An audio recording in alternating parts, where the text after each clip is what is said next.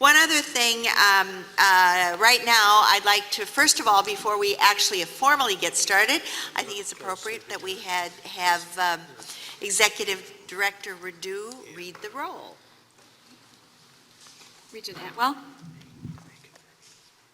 Here. Hi. Regent Bailing? Here. Regent Delgado? Here. Regent Erickson? Here. Regent Evers? Here. Regent Farrow? Here. Regent Grebe? Here. Regent Hall? Regent Higgins? Here. Regent Jones? Here. Regent Klein? Here. Regent Milner? Here. Regent Mueller? Regent Peterson? Regent Ring? Regent Stile? Here. Regent Tyler? Here. Regent Whitburn? Here. A quorum is present. Thank you. I think we've come full circle. I believe 2 years ago at the first meeting on which I presided, I forgot to call the roll then too. All right, now let's go back for a little reminiscence, and also thank you very much, Chancellor Mone and Chancellor Ford, for that absolutely delightful reception last night. We had an opportunity to congratulate our Regent colleague, Eve Hall, on her appointment to the Milwaukee Urban League. And we did it in a lovely setting with delightful food, and it was just a pleasant evening all around. So thank you very much.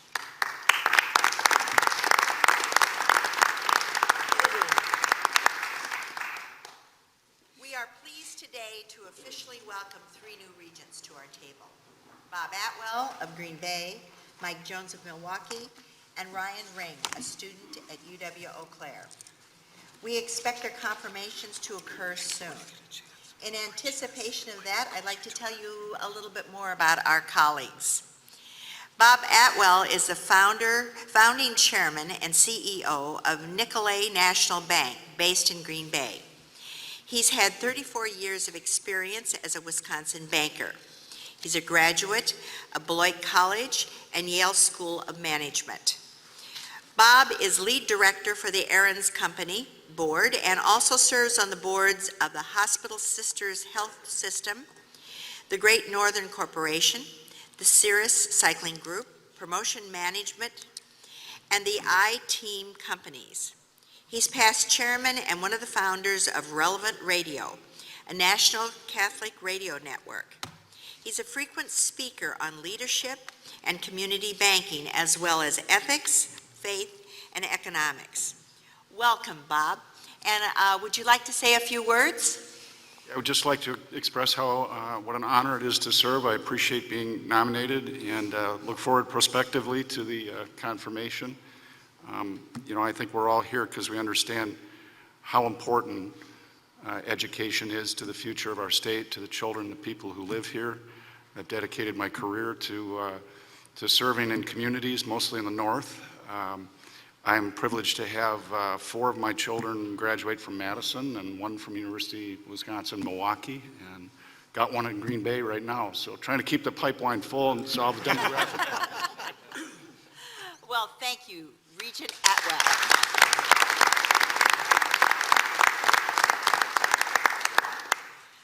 Mike Jones is a counsel with Michael Best Law Firm in Milwaukee.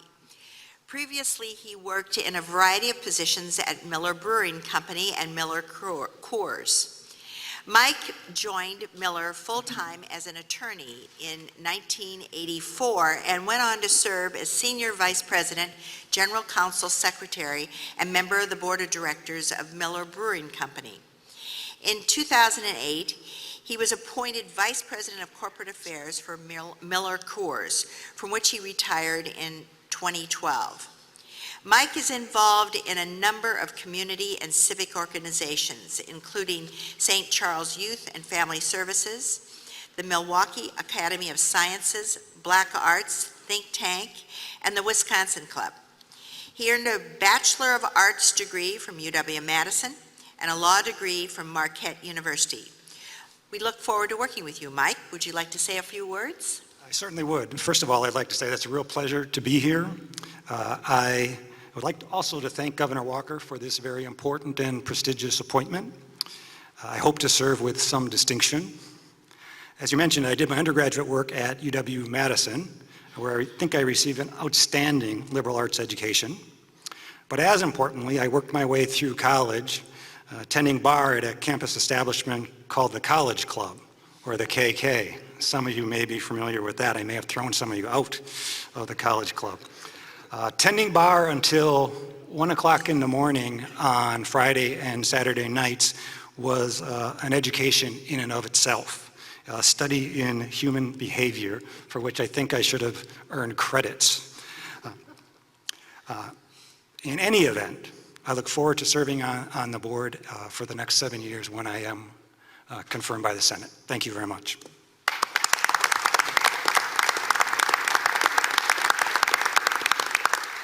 Thank you, Regent Jones. Ryan Ring, as mentioned, is a student at UW-Eau Claire, where he's pursuing a bachelor's degree in finance and political science. A native of Green Bay, he has been active in student government, campus ambassadors, and is a member of Delta Tau Delta fraternity. Ryan served on the UW-Eau Claire Student Senate for 2 years. He has also served on many commissions and committees, including finance, information technology, intergovernmental affairs, and the Student Office of Sustainability. He also regularly volunteers at the Bolton Refuge House in Eau Claire, which provides assistance to survivors of domestic violence and sexual assault. After graduation, Ryan hopes to become a chartered financial analyst. Welcome, Ryan.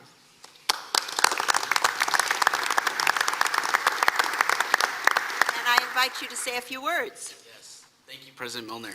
I just want to say that I'm excited about the opportunity to serve on the board and serve the state of Wisconsin, and thank the governor for giving me this opportunity. I very much look forward to working with my new colleagues, system staff, and the campuses to continue moving the UW system forward in the right direction. So thank you. Again, thank you, Regent Ring. Welcome aboard to all three of you. I know I speak for my colleagues in saying we look forward to working with you and getting to know you better in the time ahead. Now, I believe President Cross has a few words to say. Thank you, Regent President Milner. Good afternoon.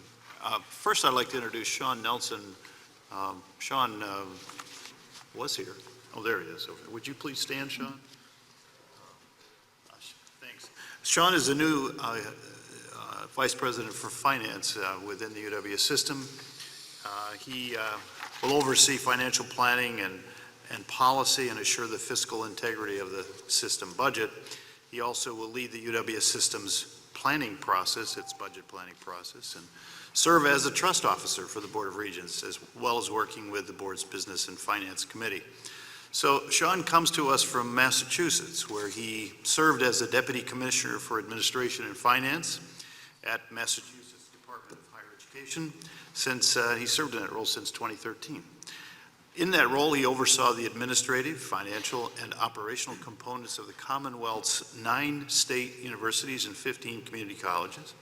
He also was closely involved in the development and assessment of metrics to ensure performance-based funding, and to ensure that those models reflected the state's goals for student success, access, affordability, and workforce alignment.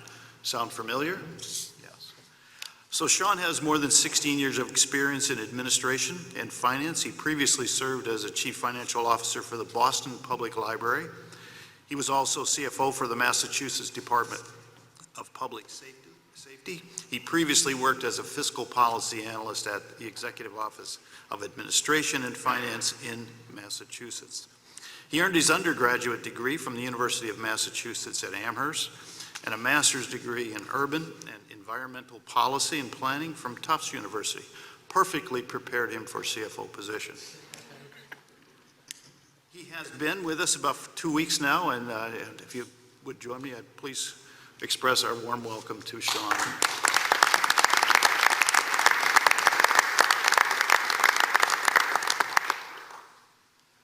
I would also like to introduce at this time and extend to my extend my special thanks to Julie Gordon. So Julie, would you just stand up for a minute?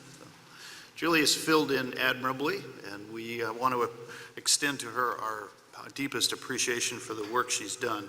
She's provided us with crucial guidance and wisdom during her tenure, and also she's still with us. She hasn't left. Don't get worried about that. We're glad she remains an integral part of this team, and going forward, she's vital to our ongoing operations and success.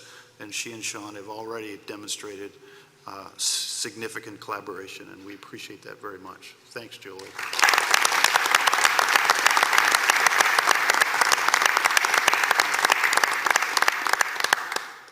I would also like to welcome Joanne Wilson, who has agreed to serve as Platteville's interim provost and vice chancellor for academic affairs effective July 1st. Is Joanne here? Please stand. Okay, this is Joanne Wilson.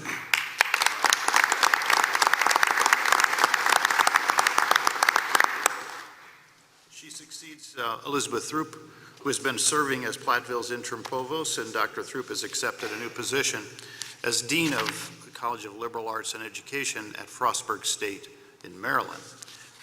So we look forward to working with you very much, Joanne. I also have several farewells to share. UW-Oshkosh Provost and Vice Chancellor for Academic Affairs, Lane Ernst. Lane, would you stand, please?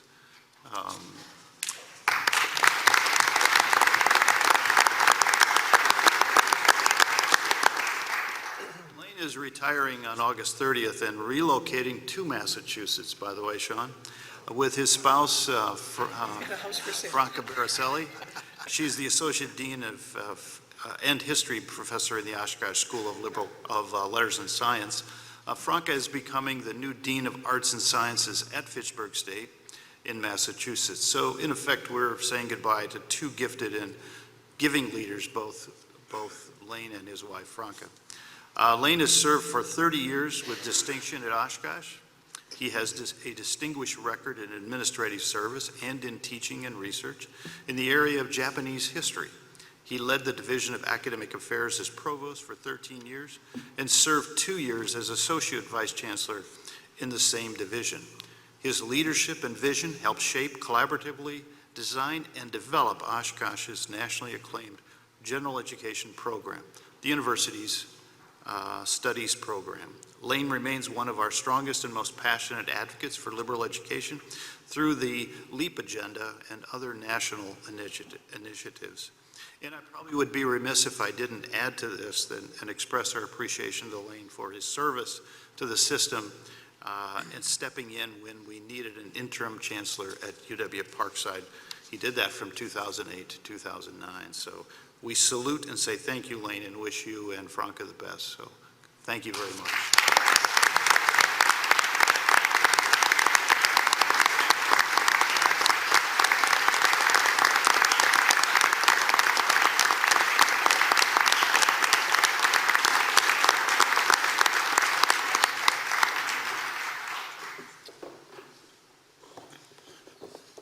We are also saying farewell to UW College's Provost and Vice Chancellor for Academic Affairs, Greg Lampe. So Greg, would you stand? Greg's career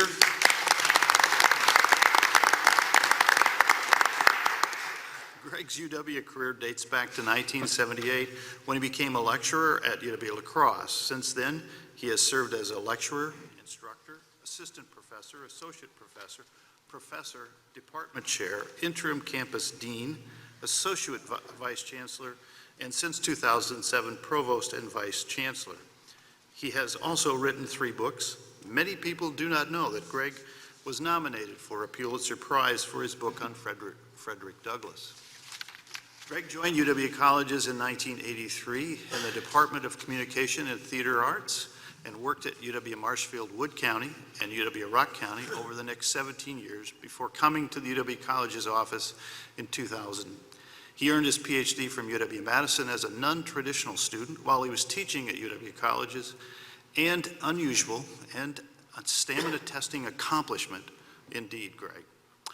I had the pleasure of working with Greg for several years during my time at UW Colleges and Extension, so thank you for your dedicated service, Greg. We all wish you and your family well in your retirement.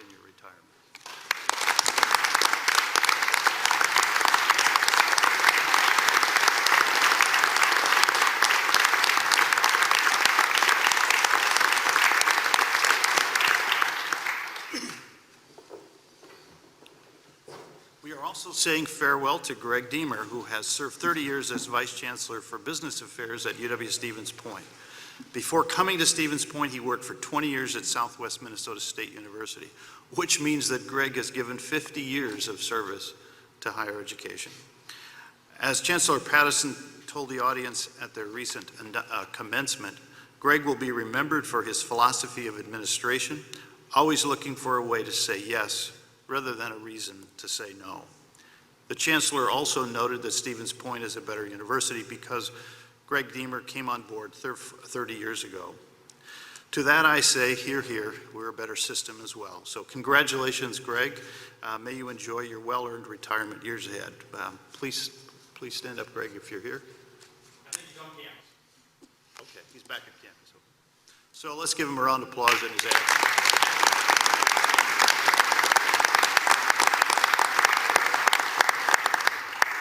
With that, I'll turn it back to President Mone.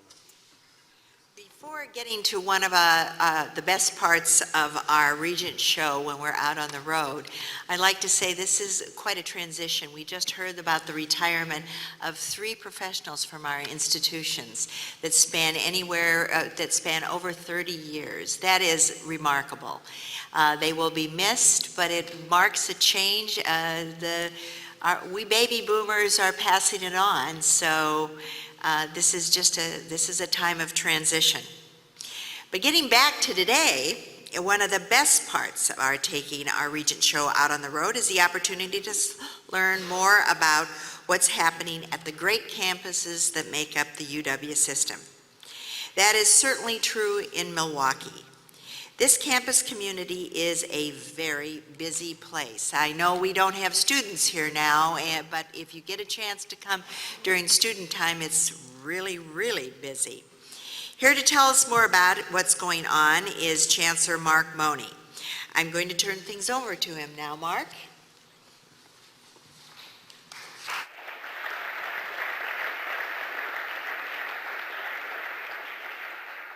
Good afternoon. Thank you, President Milner. I appreciate those kind comments. Good afternoon, everyone. It's wonderful to have you here in Milwaukee. People tell me it's a wonderful day outside, but we wouldn't know. You know, each of our UW system campuses has special qualities and means an awful lot to the respective communities within which we reside. I'm very fortunate and delighted to be able to share with you some updates on what's happening at UWM, our accomplishments and our importance, and really the unique qualities of UW-Milwaukee. Today I'm going to cover 4 different areas. I'll talk about how UW-Milwaukee is addressing regional, state, societal issues through innovation. I'll talk about our unique role in filling the state's talent pipeline. I'll talk about our threats and what's at stake, and then what we're doing to mitigate those challenges. And then finally, the value that we bring to this region, to the state, and why we think it's worth reinvesting in the UW system and UW-Milwaukee. Before I dive in, though, let me just give a few refreshers on what is unique, what is UW-Milwaukee all about. We're unique in the sense that we have a dual mission where we're one of the country's very few Research One institutions. We're, in fact, one of 115 Research One universities in the country. That was a significant acclaim that occurred last year, and you can see some of the headlines and some of the quotes in the Milwaukee Journal-Sentinel that talked about us being elevated to this elite status. So as the same category as UW-Madison, Yale, Duke, and Johns Hopkins University. It was 60 years in the making, and it's not something that we take for granted. So we're not only that, we're simultaneously an access institution, and we serve the most diverse region and the largest economic engine in Wisconsin. We're one of 2 doctoral institutions in the UW system with 194 degree programs in 12 schools and colleges. We have several only at UWM academic programs. We have, for example, the only School of Freshwater Sciences in the country. We have the Peck School of the Arts, which is Wisconsin's largest dedicated and comprehensive public arts university. You heard at lunch today one of our graduates, and you see throughout many of the videos some of the great quality of productions that we make. We have the largest College of Nursing in the state, which is consistently in the 90th to 96th percentile in U.S. News and World Report ranking. 50 schools with graduate programs. Variety Magazine, Vanity, recently gave us a top 30 film school ranking in the world, and we have the only architecture and urban planning program in the state of Wisconsin. We're in the top 6 nationally. I could go through many, many other schools and colleges, many specific programs that are quite remarkable, and I'll share a few other examples throughout my talk today. We also make learning accessible at every age. So we have an award-winning Children's Learning Center. Many of you last year at the Regents meeting were able to tour the building in the Northwest Quad where we have that today, the recently renovated facilities. But at the other end of the spectrum, we're one of the very few programs in the country that has an Osher Lifelong Learning Institute. And why we're one of the rare ones is that we've received multiple multi-million-dollar grants for our support. The programs serve this community in really important and valued ways. A few additional statistics. As of this fall, we had a little over 26,000 students. 84% are drawn from Wisconsin. About half of the remaining come from international locations, the other half from other states. We graduated 5,600 students this year. In fact, that number's been pretty consistent over the last 5 years, ranging from 5,300 to 5,600, so this was a very large year for us. And what that means is that over the last 5 years, we've had about 30,000 graduates enter the talent pipeline. I'm going to come back to that point a couple of different times throughout this talk, because I think it's critically important when we talk about what the state is facing and frankly what the nation is facing. There's tremendous impact because there's 74% of our students who graduate, live, and work in Wisconsin, but in fact that number is an underestimate. This number, 74%, includes retirees, and for some strange reason, people retire outside of Wisconsin. I can't figure that out, but the number that actually stays in the workforce is much closer to the numbers that are here that are drawn from Wisconsin, closer to 85%. We also represent the greatest diversity and the greatest amount of diversity in the state. You can see a number of different dimensions, whether it's from the veterans, where we have virtually 2 times as many veterans as any campus in this state, many more than any campus in a 6-state region. We also have a top 30 LGBT plus ranking. We have a number of other categories here in terms of the students of color, how many are first generation, and so forth. But what that means, and why that's important, is it's one of our greatest assets. I say that often, and it means that everybody belongs here, and we serve everybody. This diversity creates, in fact, a living, learning opportunity for much more innovation than we would otherwise have. It's diversity in perspectives, culture, critical thinking, how we approach problems. This richness and diversity produces strong leaders who in turn solve problems through innovations, not only in Milwaukee, but throughout the region and in fact the world. What I'd like to do is share some examples now of how UWM is using its diversity to address issues. Before I do that, because I can only pick a few different examples out, and there's so many more, I'd like to draw your attention for both the individuals at the tables up front and our provosts and chancellors.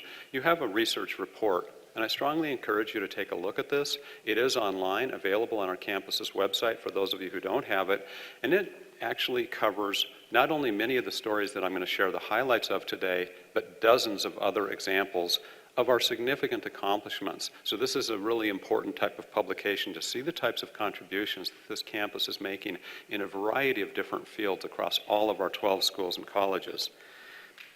Now, what I'm going to use now is a 3-part framework where I'm going to talk about an issue, and then I'll talk about how we're using innovations to have impact.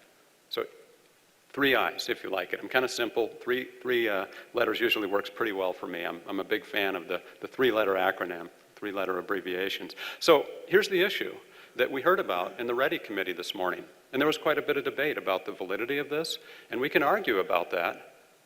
And we can talk about, well, there's also a Kauffman Main Street Index that puts us in the top 10. But the fact remains, and it's hard to argue with, the number of startups, the number of absolute raw score business startups in Wisconsin continues to lag.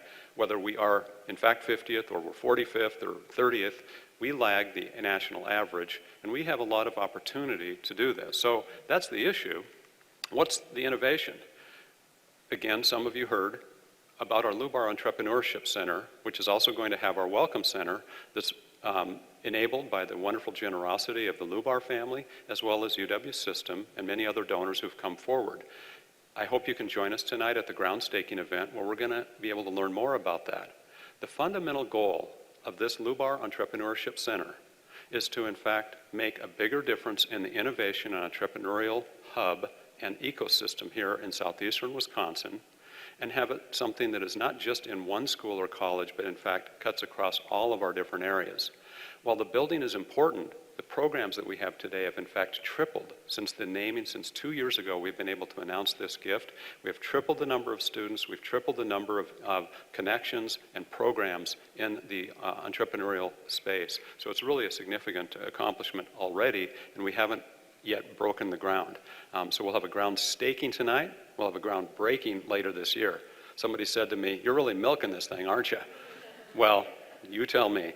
So a second issue, one that I think if you drove to Milwaukee, you can appreciate this headline. I love it. Bumpy ride, an endless quest to fix local roads in Wisconsin. I mean, you see the construction. If I were to have people show of hands, how many of you passed the construction sites and things like that on the roads? We know this is huge. We know that this is consuming a tremendously large amount of our budget. If you're affiliated with the University of Wisconsin system and other parts of state agencies, you know very well the costs associated with transportation. That's the issue. What's the innovation? One of our great professors in College of Engineering and Applied Science has developed water-repelling concrete. Why is that important? Concrete gets into the cracks, and water gets into the cracks in concrete, and with our freeze and thaw cycle in Wisconsin, devastates concrete. It just tremendously reduces the life. So this is important for roads, but it's also important for buildings, bridges, and all sorts of infrastructure. So here we've taken concrete with water repellency and moved it from a 40 to 50 year lifespan to as much as 120 years, dramatically reducing the cost because of replacement cycles. So this is just flat out profound in terms of the potential savings that we can all appreciate, giving much more money available for the University of Wisconsin system. Here's a life and death issue, quite literally. This is a program that the issue is around infant mortality. And I'd like to share with you a few statistics that in fact are rather grim. Because not only does infant mortality exist in Wisconsin, but there's a much more challenging problem, and it's the racial disparity. In much of Wisconsin and much of the country, the rate for black infant mortality is twice as high as for white infant mortality. In Racine, in 2007, it was almost 4 times as high, which in 2007 ranked it the 3rd worst in the country. That number has improved today in Racine to be 3 to 1, still terrible. We have had faculty, one in particular, in the College of Nursing. This is our Professor Margaret Maloney, and she has connected and worked, it's Teresa Johnson, who's working with Margaret Malnery, who's at Racine's Wheaton Franciscan Healthcare in All Saints, and they've put together some impressive programs, and what they have done is they've looked at the root cause of a lot of the infant mortality. And to get at that, you look at the stress during pregnancy and look at programs that reduce the stress and in fact prevent the early birth. There's been significant reductions in the death of black infants in Racine because of this program and others related to it. So this is truly one of the types of things when I talk about life-saving, quality of life enhancement, a number of types of impacts that we have, profound. A 5th issue deals with I skipped on through that. A 5th issue is the achievement gap that we have in white-black graduation rates. And this is a Wisconsin-wide issue. And the headlines that we've seen in a number of different publications over the last few years show that this is stubborn, it's chronic, but we know it's not intractable. We know that there's things that we can do to address this. And we will talk, we did talk a little bit earlier today about this issue in the Education Committee. And what we profiled is I had our partners, Milwaukee Public School Superintendent Darian Driver, and Milwaukee Area Technical College President Vicki Martin, who joined me in presenting our work on the M-Cubed partnership. And what we are focusing on is closing the achievement gap among many other significant outcomes. What we did 2 years ago for the Regents is had Vicki and Darian as part of my presentation, and we showcased the launch of this. We had a public launch earlier this year where we were able to talk about a number of important accomplishments, whether it's in the FAFSA rate or whether it's in the number of parents that are now involved, a number of other activities that are showing up in terms of some of the types of important scores. But the impact of this, we will talk about more in another formal setting in the 5-year anniversary of our work to really be able to show the progress that we're making. I want to stress that closing the achievement gap is going to take some time. Educational change and how we got here in Wisconsin did not happen overnight. It's decades and decades in the making, and we need to accelerate the progress with which we close this. So in your packets, you also have a separate handout for the major things that we're doing to close the achievement gap very directly, as well as the long-term work. The M-Cubed partnership stands for MPS, MATC, and UWM working together exponentially to have an impact on the pipeline of students who graduate from MPS, continue at either MATC or UWM and other secondary higher education institutions at a much higher rate. We've been receiving some grant support, we've been receiving some additional support from different foundations, and this week secured what will be ultimately close to a 7-figure gift in support of our work for this, and others are becoming much more aware of this. You can see the type of impact that we're aiming at, and we're starting to see already in terms of the outcomes of M-Cubed.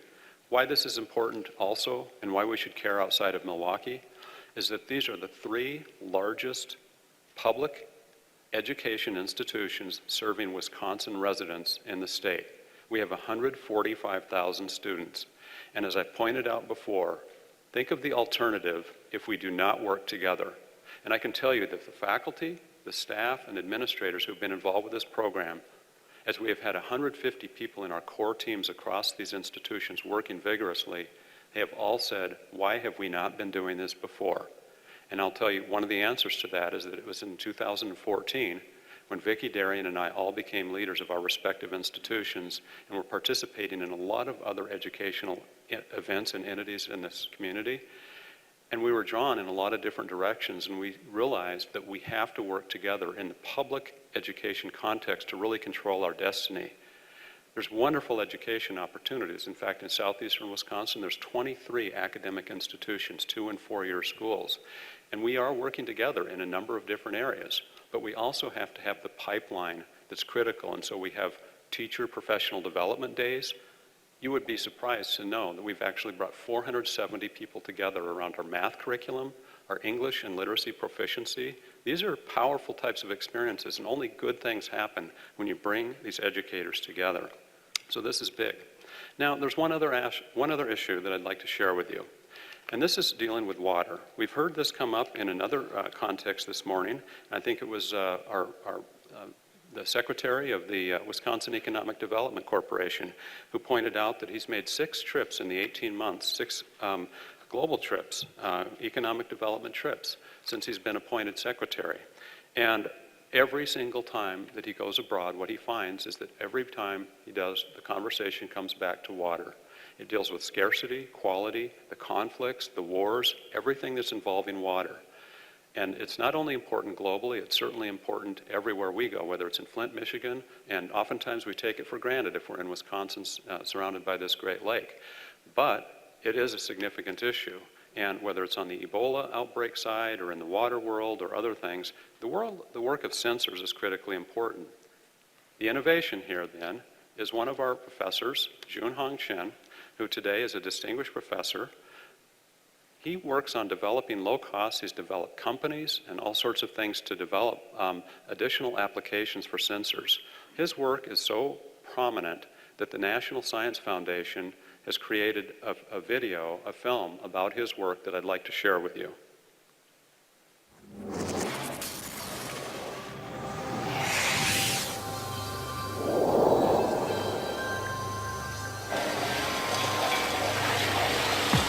Milwaukee, a city known for its beer, is also a city worried about its water. Like many other places, it is plumbed with aging water pipes, many made of lead. And as the public health emergency in Flint, Michigan has driven home to all of us, lead in drinking water is a real and present threat, especially for children and pregnant women. Even in small amounts, it can cause brain damage. We would like to remove the lead from the pipelines and then enable the real-time monitoring of water quality from the water utilities all the way to our tap. With support from the National Science Foundation, mechanical engineer Jin-Hong Chen and his team at the University of Wisconsin-Milwaukee have developed what you might think of as a handheld canary in the coal mine for lead. So it consists of a test cell that includes our sensor chip and a meter that can read the signal. The danger level is 15 parts per billion. They use a graphene-based nanomaterial in the sensor to detect lead and other heavy metals. By putting these graphene sheets in the electronic circuit, we can measure its resistance. Now, when you have a contaminant binds to the surface of the graphene, its conductivity will change. So that's how we can detect the presence of contaminants.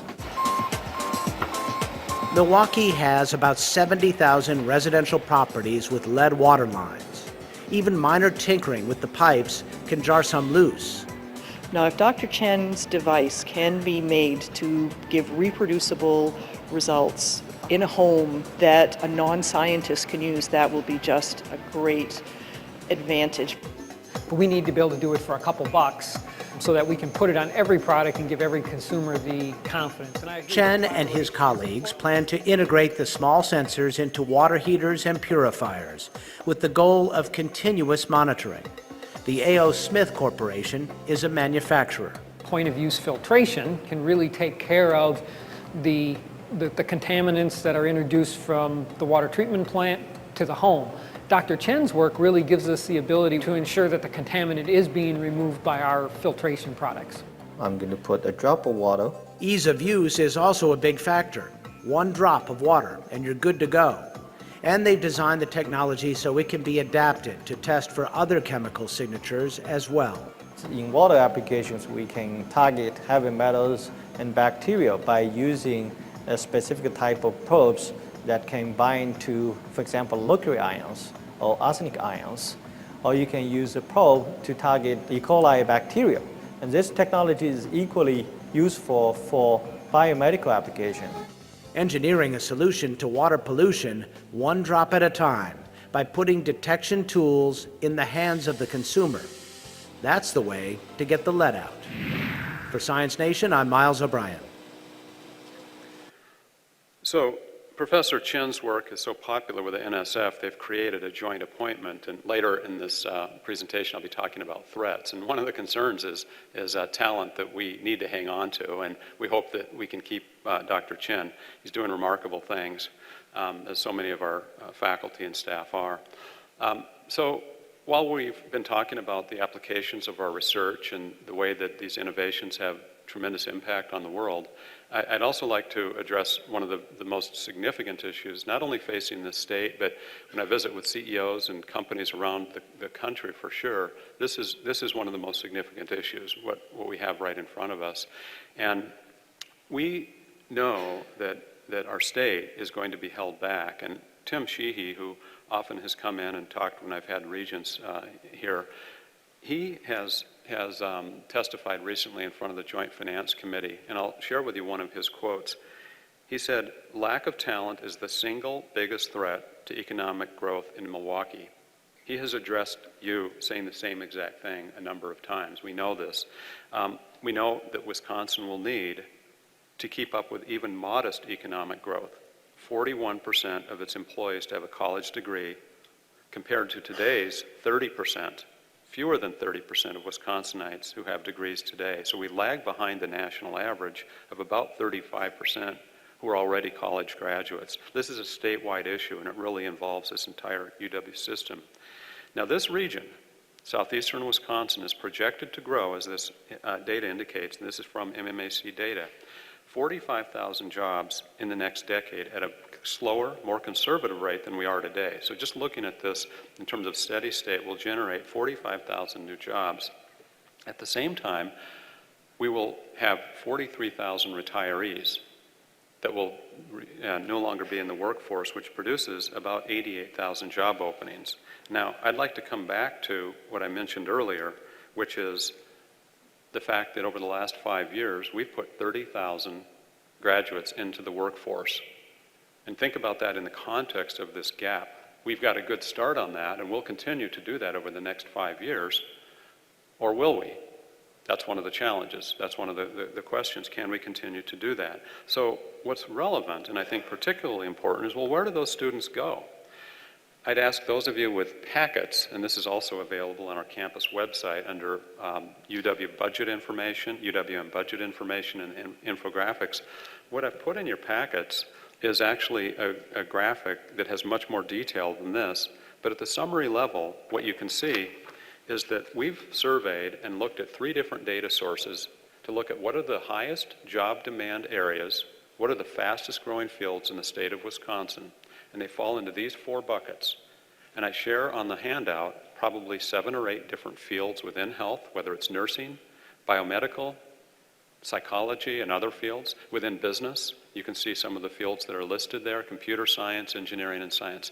Those 4 are the major growth sectors that are happening right now in the state of Wisconsin, and they have significant talent shortages. We know that in engineering, we certainly know that in nursing and other fields.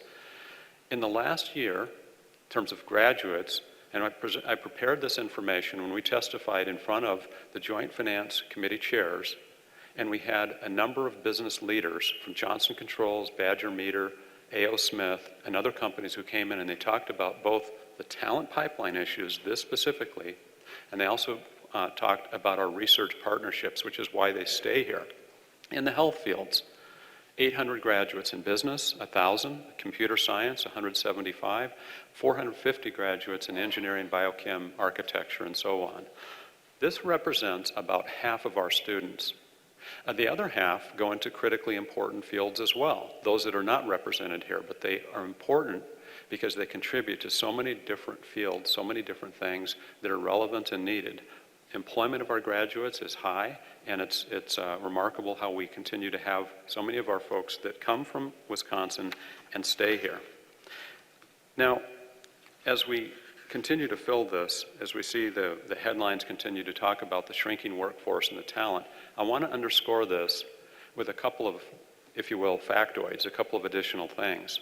When I talk with Nick Turkle at Aurora Healthcare, or when I talk with a gentleman such as Blake Moret from Rockwell, who's going to join us later today, when we talk about other CEOs in leading area firms, one of the things that we spend an awful lot of our time talking about is the talent pipeline, and in particular how UW-Milwaukee helps fill that.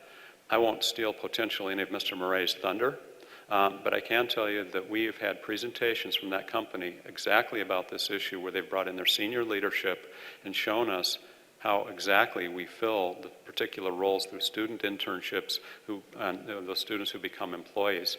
These numbers are conservative. Northwestern Mutual, a couple thousand of our alumni, and you can see the data in terms of many of the leading companies.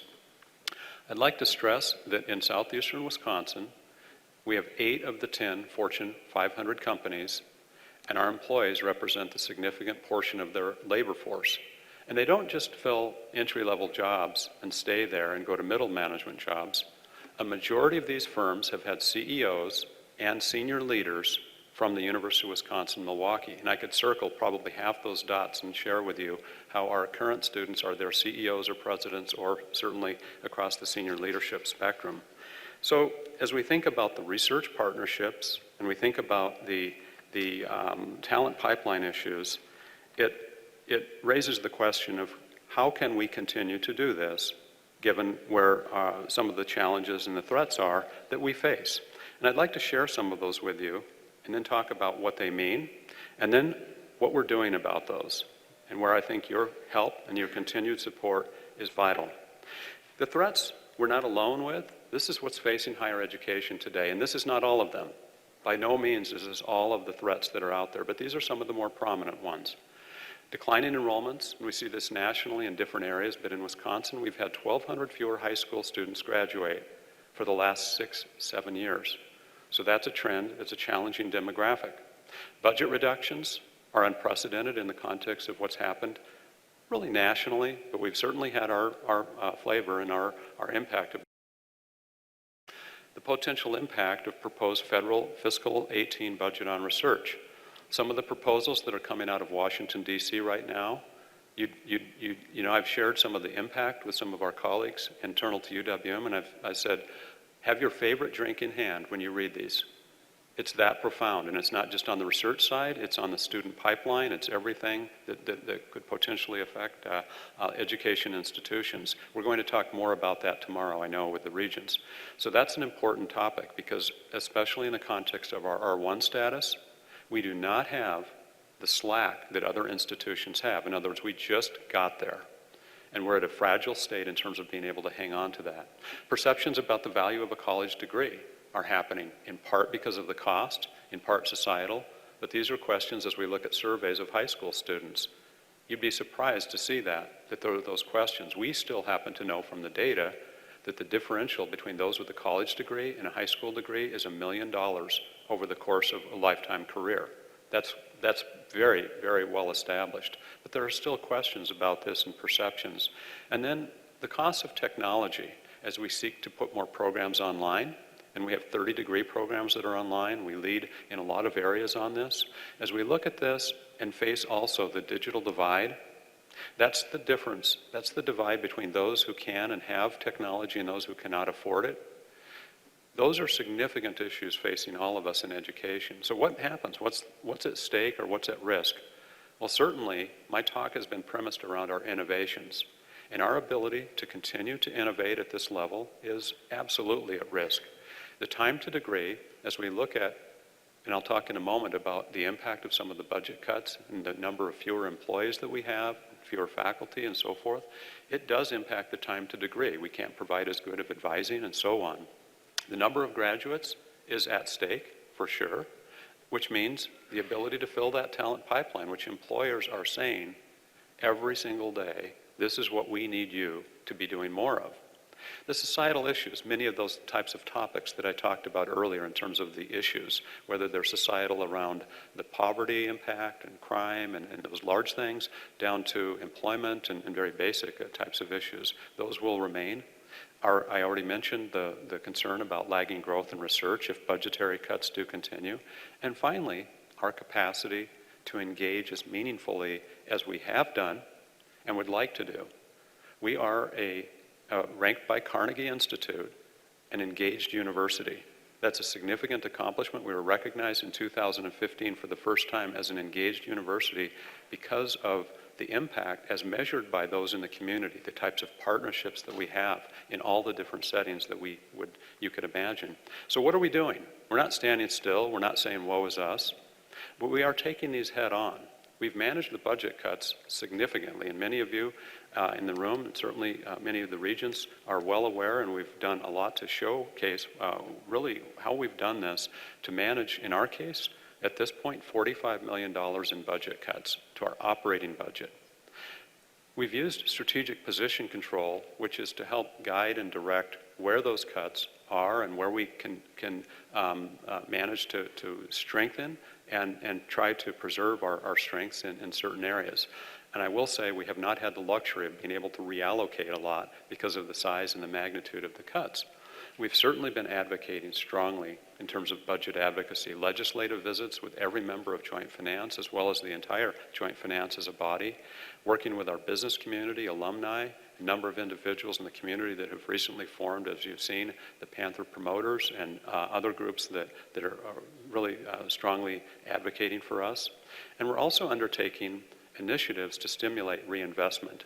So they are what we oftentimes talk about in terms of big projects, entrepreneurial activities, Freshwater University bringing the entire UW system together, developing a center on the Internet of Things with other UW institutions that have engineering and business schools. This is a Connected Systems Institute, which we think is going to be very powerful. Microsoft has agreed to join as a founding member.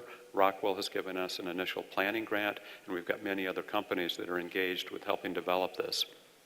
We've also, for the first time, undertaken a strategic enrollment management, a comprehensive plan that looks at all of our sources of enrollment and targets specifically activities around retention, graduation, as well as a lot of the recruitment of new opportunities and markets. For example, one of them is the number of individuals in Wisconsin with some college but no degree. This state has one of the highest populations, if not the highest populations in the country, and that's an important market, and I'm talking about roughly 750,000 individuals.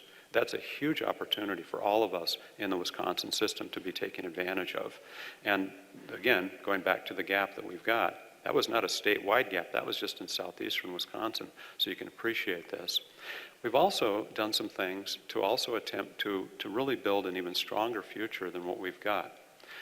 I formed a group last fall called the Chancellor Strategic Opportunities Work Group. And this group, involving all our governance leads and other faculty and staff groups, has put together a plan, and I've been very much involved with this, where we've identified 16 specific pathways.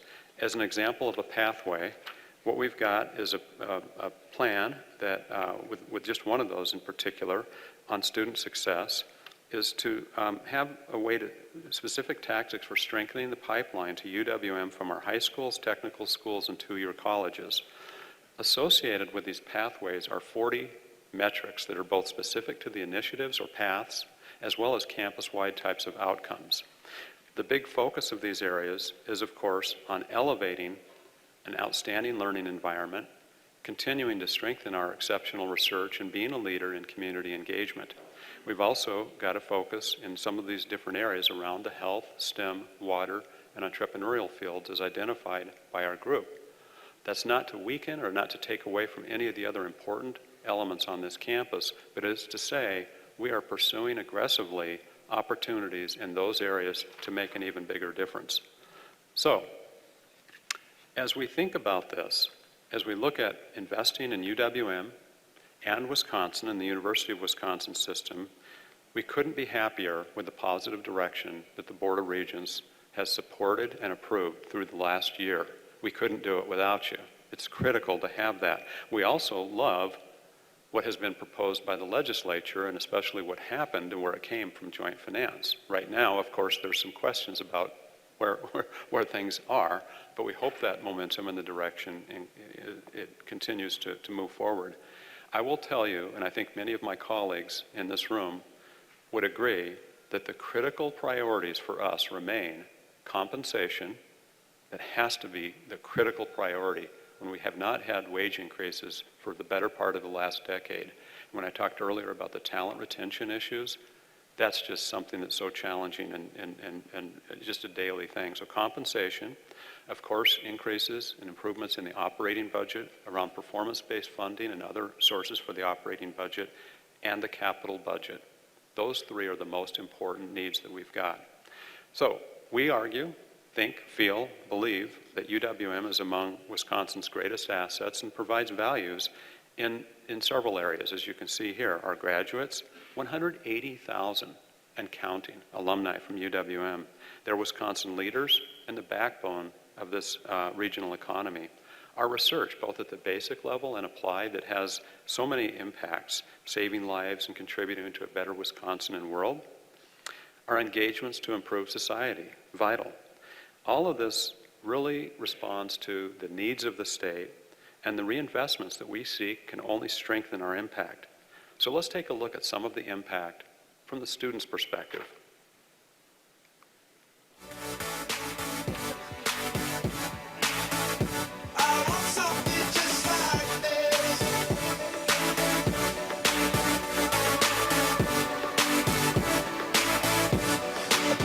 We have two kids, a 5-year-old named Wesley, and we have an almost 2-year-old Bay. We did everything backwards. Started dating, and then we lived together. Then we had Wesley, then we got married, and then we decided to go to college. Probably the most challenging thing about being a parent in school is balancing work and family and a full-time school load. It's hard to remind yourself that, you know, what your end goal is. There have just been so many times where we could have quit, and we've just struggled through it and pushed through it by supporting each other. UWM has something called the UWM Life Impact Program, and I would not be sitting here today talking with you if it wasn't for that program. It's everything you need as a student parent, the emotional and community support that they provide you is just second to none. From day one, they welcomed me and let me know that I was a part of the Life Impact community as well. And they brought me in and definitely made me feel like I was a part of UWM. We wanted a job that was meaningful. And teaching, it's like, what other profession can you walk in the door every day and have the opportunity to make a positive impact on a child's life? We set a goal when Wesley was born that we wanted to graduate by the time he was 5. And he just turned 5 in February. To set a goal and to reach that goal is just the greatest feeling in the world and something that we're both very proud of. I want something just like this. I've always had a love for animals just because I think they're such defenseless creatures and they don't really have a voice. I was born in Bogota, Colombia, where I lived till I was 10 years old, and then I moved to St. Paul, Minnesota. Being exposed to, 2 different cultures gave me an open mind about things. It gave me a different perspective on life. I came to UW-Milwaukee because I saw the many opportunities the university offered me as a student. I saw the opportunities in research. The biggest accomplishment that I've had at UWM is definitely being able to start the pre-veterinary medicine organization. Is my little treasure that I hold on to, because now I help 30 members get involved in research and get internships in the veterinary medicine field or jobs. That's something that I'm very proud of. I work at Lakeshore, veterinary specialist. I feel like this experience is preparing me for what I'm going to end up doing in the future. This internship has definitely helped me find my way and has affirmed my, my passion for veterinary medicine.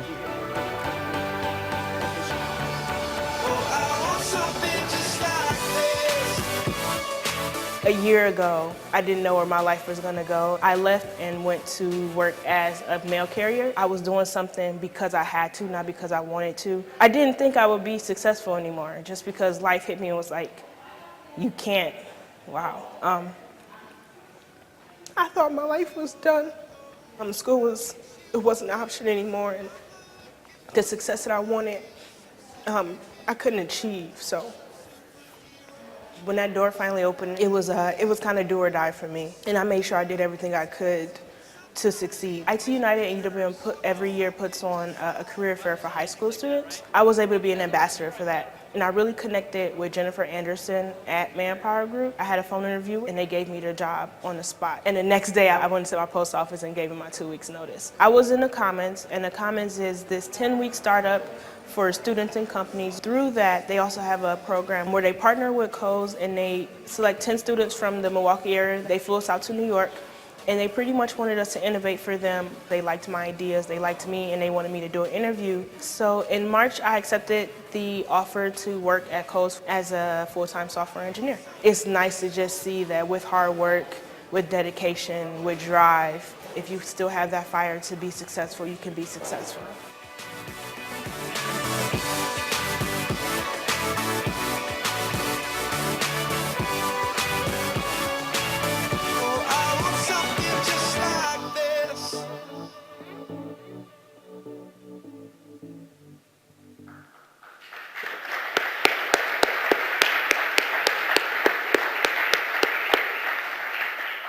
We showed that video at one of our 2 commencement ceremonies on May 21st, and it was very well received. We had another video that could show you. It's just remarkable enough. I think if that video doesn't show you the power of UWM and other UW system institutions, I don't know what will. It's just that powerful, and we're very fortunate to be able to assist and support that type of life-changing impact for so many thousands of students every year. So I'd like to summarize with really the 3 key points that I've been trying to stress here today.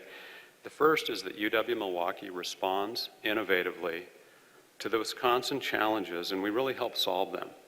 Issues around employment, economic development, education, public health, and many, many other areas. The second point is that we have our own threats. I'm being honest, we are threatened. There's no kidding about that. They do limit us, but we're addressing them head on. We've cut almost $45 million out of an operating budget that represents about 11% of our overall operating budget, and certainly from the funds that we have discretion over, a significantly larger portion. And we've reduced our headcount about 300 employees, and we're not done yet.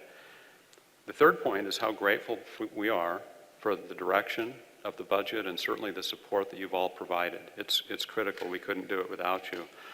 But we do have much ground to make up for, really even to stay where we are, and we do need further investment to meet the needs of southeastern and really all of Wisconsin, which is a region that we know has considerable impact on the rest of the state. So, as I think about my time here, I came to UWM almost 30 years ago. And like so many of you, I love Wisconsin. I would have to say I love this campus. My son went to UWM.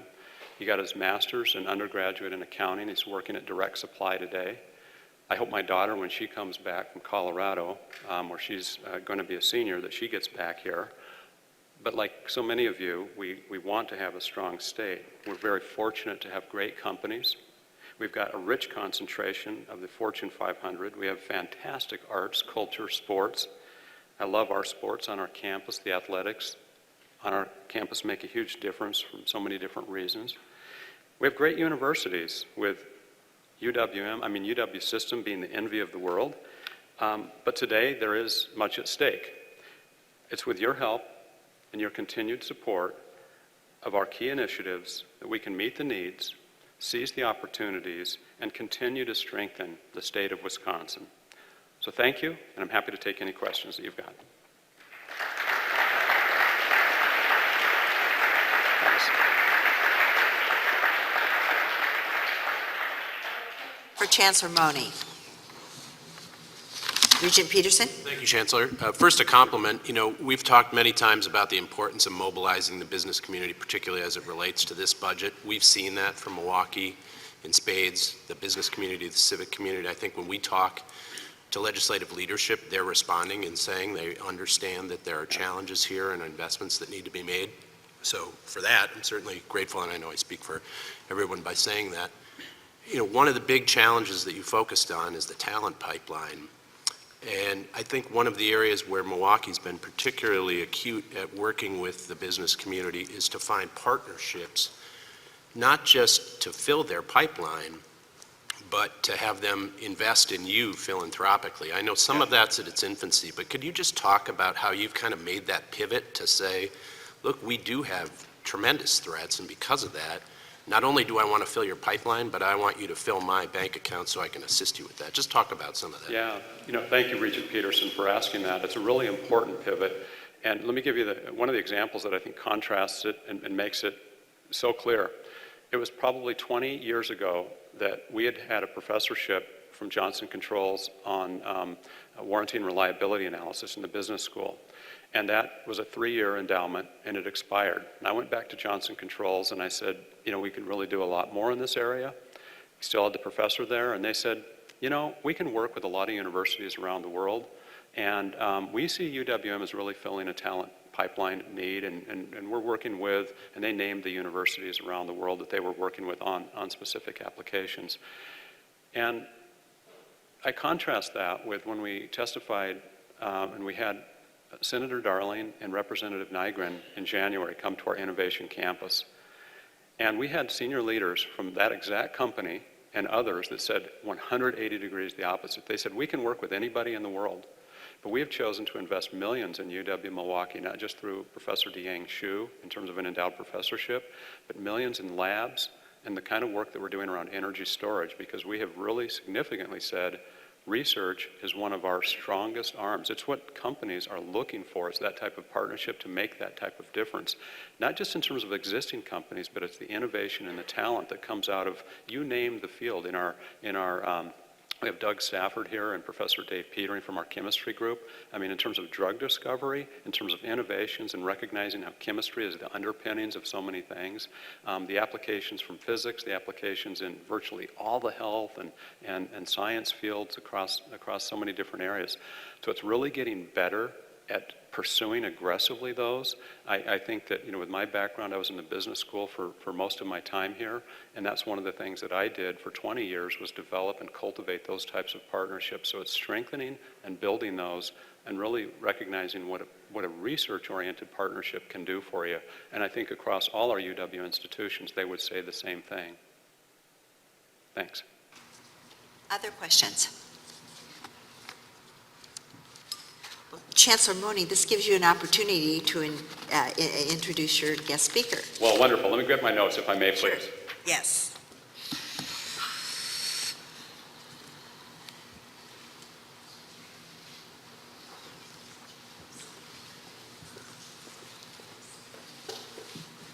It is indeed my pleasure to be able to introduce Mr. Blake Moret from the Rockwell Corporation, Rockwell Automation Corporation. Blake is the president and CEO of Rockwell, and he assumed this role on July 1st, 2016. At Rockwell, Blake is leading the world's largest company focused on industrial automation and information. He has served in a previous role as Senior Vice President of Control Products and Solutions, one of the company's two business segments. Blake has over 31 years of broad experience with the company, including leadership roles in marketing, solution services, product groups.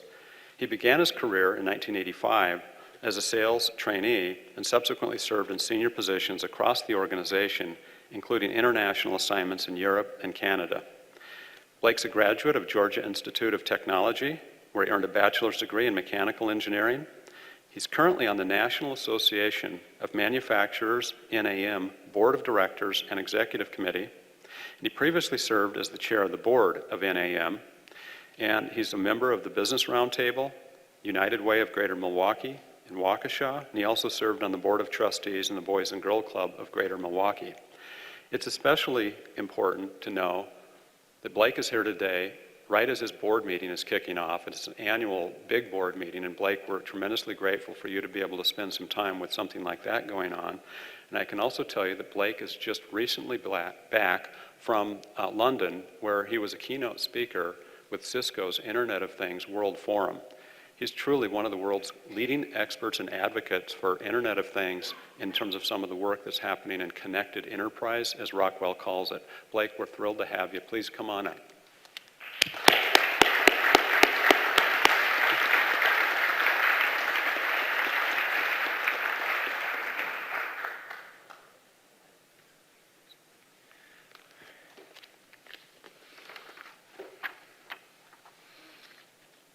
Thank you, Chancellor Mone. What the Chancellor didn't tell you is that I'm also the proud father of a very recent UWM graduate who participated in the ceremonies on May 21st, and I have another daughter who has just finished her sophomore year at the University of Wisconsin-Madison. All my kids went through the public school system in Wisconsin, even though you may be able to discern from the accent that I'm not originally from these parts. I moved to Wisconsin in 1985, 95, and 2005. I don't intend to leave and come back again, so I'm very happy to make Wisconsin my home going forward. Let me start with a couple of comments where Chancellor Mone left off about the importance of growing our talent to increase the competitiveness of business in Wisconsin. And while we're a technology company primarily, I think a lot of these comments are applicable across the broad breadth of the businesses that are the customers of the talent that you're producing. It's interesting that the Chancellor talked about the fastest growing areas in business and the types of students that businesses are looking for. Healthcare, it's not a coincidence, I don't believe, that life sciences is actually Rockwell Automation's fastest growing business vertical. Business, and again, while we're a technology company, the new business models that are required by the intersection of information technology and operational technology are causing business people and the technology folks in our customers, and in fact within our own four walls, to have to work together. So there's huge opportunity for innovation in business there.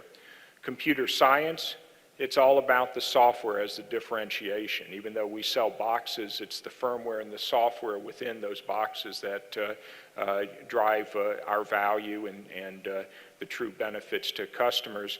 And then, of course, the engineering and science, which are the bedrock of what we do. So that's the importance for the business. For the other stakeholders, another important class of stakeholders, the students, I found that there's really three things that our employees want to be sure of, and this is regardless of whether they're in a technical field or not. They want to know that what they do is important. They want to know that they're going to have the tools and the support to be able to do a good job in whatever it is they're being asked to do. And third, they want to have a chance to get ahead in some dimension in their careers. And so at a broad level, I think that's true across every employee in my organization and across yours. Driving into the tools and the support to be able to do a good job at what it is they're being asked to do. From my role in the National Association of Manufacturers, again, there were three broad themes that I'm feeling even more sure about as the years go by that are critical to the success of education programs. There's the concept of lifelong learning, and Chancellor Mone talked about the M-Cubed program, which I think is a great example of that. We're strong supporters of FIRST Robotics to be able to get kids excited about STEM in a cohort with a group of friends. They don't know that they're learning highly technical skills, they're just having fun after school in a lot of cases. Project Lead the Way. But that idea of lifelong learning is so important. It's also, there's a requirement on the hiring companies to be able to support that education, whether it is giving the time for their employees throughout the course of their career to be able to get that education, or it's making sure that those budgets are durable, that it's not just something you do when you're beating all of the estimates on the street and you got some money to spend. You got to do it when the times are at the very toughest as well, to be able to keep those programs going and to show a commitment to employees as the heart of your competitive differentiation throughout their careers, which might last 40 years. Because they may be the best in the world at what they do at 23, but with no additional education and no additional opportunity to learn new technology, at 33, they're not going to be quite as good, and at 43, even less, and you got to make that commitment. The second area is competency-based or outcome-based education and using a variety of teaching methods. And I like the idea of being at the intersection of innovation and impact, because that impact is another way of saying outcome-based. Make sure that you stay in touch with what it is that these students are going to actually be asked to do and iterate. Constantly test that to make sure that you're confident, you remain confident that the curriculum is something that that is driving the results. So that's a key piece, and I think the other part of that is that the optimized education just doesn't always fit cleanly into a 2 or 4 year program. I know within Rockwell we invest in a 4-month engineering training program, and that takes the raw talent of newly graduated engineers, puts them through an application-focused program on advanced manufacturing, and at the end of 4 months, they're ready to do some pretty useful work out in the real world. We're actually working with Manpower to look at how we scale that, so it's not just a great program for our own new talent, but that we look at drawing from students, and these don't have to be students with a 4-year degree, but putting them through that program, because with such a large installed base, we know we have customers who can't fill their talent needs. That talent gap is absolutely real. We have it, and our customers have it in the form of job descriptions like technicians. They have to be comfortable with the STEM technology, but they also have to have the basic expertise in production to understand the applications. The final area is the partnerships between learning centers in all of their forms and manufacturers. And this is related to the concept of outcome-based instruction, to make sure that you understand what we're hiring, what we're looking for, what we need, and I use we in the broad sense. I think this is one of our strengths. When I look at the programs that Rockwell has with Madison over many years, with MATC and the labs that we sponsor, with UWM and the work that we're doing with UWM, as well as our other big partner, Microsoft and others, to create a Connected Systems Institute, whether you call it Industry 4.0 or Connected Systems or the Connected Enterprise, it's vitally important to structure the instruction around real-world problems and what's hot today. There's nothing sadder than a lab full of 30-year-old cast-off equipment with nobody who really understands how outdated it is. We and our peer companies want to get involved, but it takes more than just donations of hardware. And you all know that it's an ongoing, vibrant interchange of ideas and the supply of real-world problems with real customers who are looking for us together to meet those needs. So I think we're on the right path. I just want to underscore some of those key points, and I very much look forward to continuing the process with you. Thank you very much.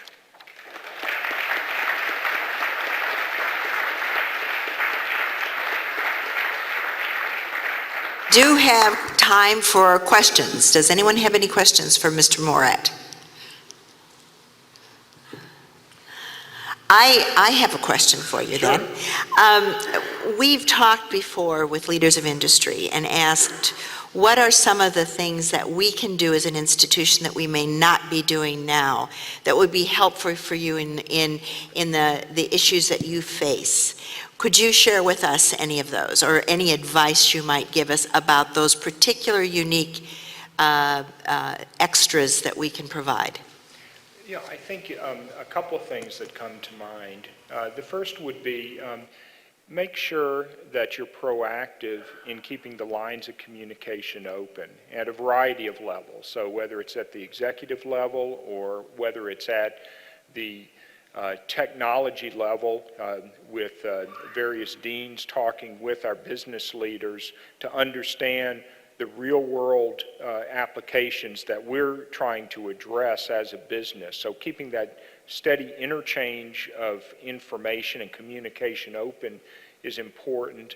I think the other is, like my business, higher education is sometimes a little bit hard to navigate, to know exactly where to dig in to be able to get to the right place when we talk about the exchange of resources like interns, and to be able to make it as easy as possible for businesses to know where to go to be able to create a clear path for identifying what our needs are and to be able to bring those students is important. And I think similarly on the research end, because within any given institution, and I know from some past experience working with my alma mater, sometimes you think you're talking to the right part of the organization, cybersecurity, for instance, and there are 5 other areas with great talent and great research capabilities that you missed out on because you just didn't know what that acronym stood for. And so I think making that as easy as possible, and by the way, I get asked by my customers all the time for us to do the same thing, but that would be a few top-of-mind ideas. Communication is important. Communications is always important. Well, we want to thank you again for taking time out of what is a very busy schedule for you this week and coming here and speaking with us. Thank you again. It's my pleasure, and if you have other questions, you know where to find me. Thank you. Very good. Thank you.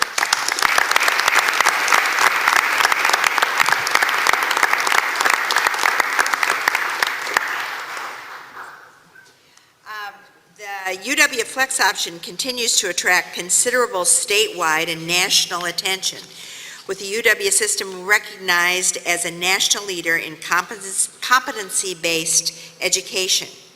UW Flex uses innovative direct assessment and competency-based approach that supports non-traditional adult students who want to make work in their own, who want to work at their own pace to complete professionally oriented degrees and industry-focused certificates.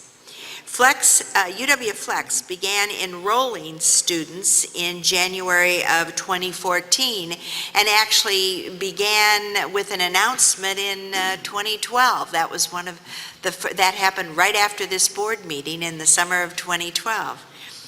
Here to provide us with an update on where the program is and where it's going are UW Extension Provost and Vice Chancellor Aaron Brower and UW Extension Dean of Continuing Education and Outreach and E-Learning, David Scable. Gentlemen? Hello, everyone. I am Kathy Sandine. I am the Chancellor of the University of Wisconsin Colleges and University of Wisconsin Extension, and UW Flexible Option is within University of Wisconsin Extension. I really want to emphasize to you, especially to the new members of the board, the innovative nature of this particular program and the true leadership that the Board of Regents and the UW system exhibits with having this particular program. I also have to acknowledge that I inherited this program. It was former Chancellor of UW Extension, Ray Cross, and former system head Kevin Riley, along with Governor Walker and members of his team, who really put this concept together and gave it life. I have to admit on a personal basis that the UW Flexible Option is part of the reason why I sit here today and why I wanted to become the chancellor.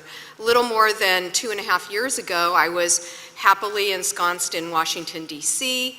I was a vice president of one of the largest education associations there, the American Council on Education. I was the vice president of Education Attainment and Innovation. I got to travel around the country and the world speaking and writing about topics that really mean a lot to me, and that's helping more Americans achieve post-secondary degrees and credentials in innovative ways that institutions are addressing that.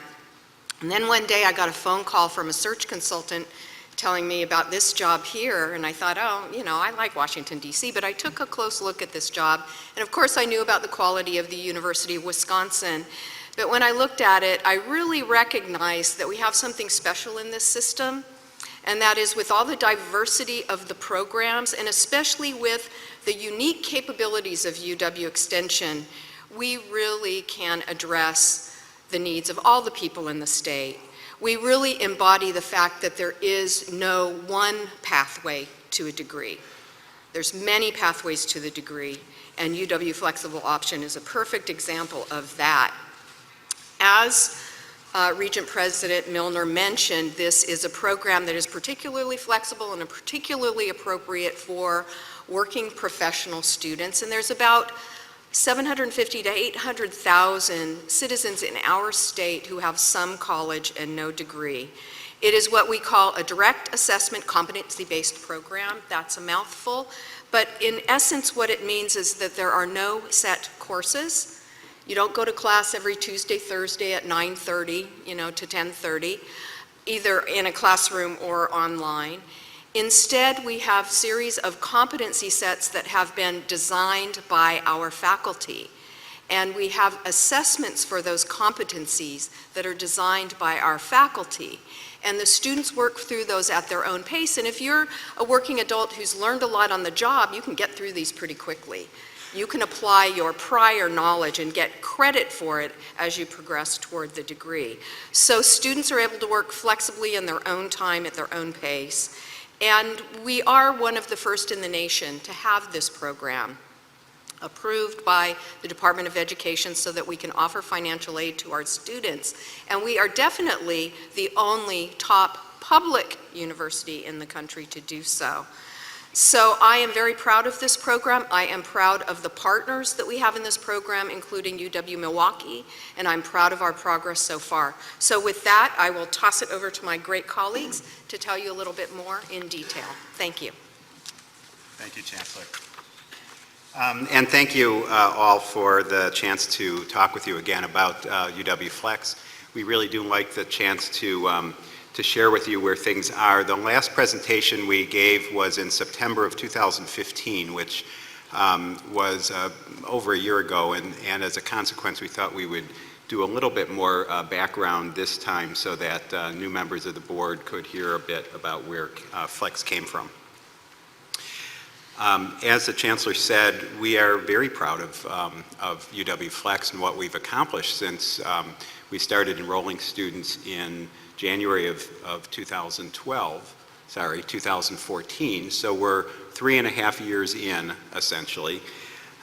David and I will be giving about a 10 to 12, 13-minute presentation, and then we'll be happy to answer whatever questions you have. Like always, we're an open book, and so we're providing information on Flex, you know, good, bad, Good, bad, and beautiful. And beautiful, that's right.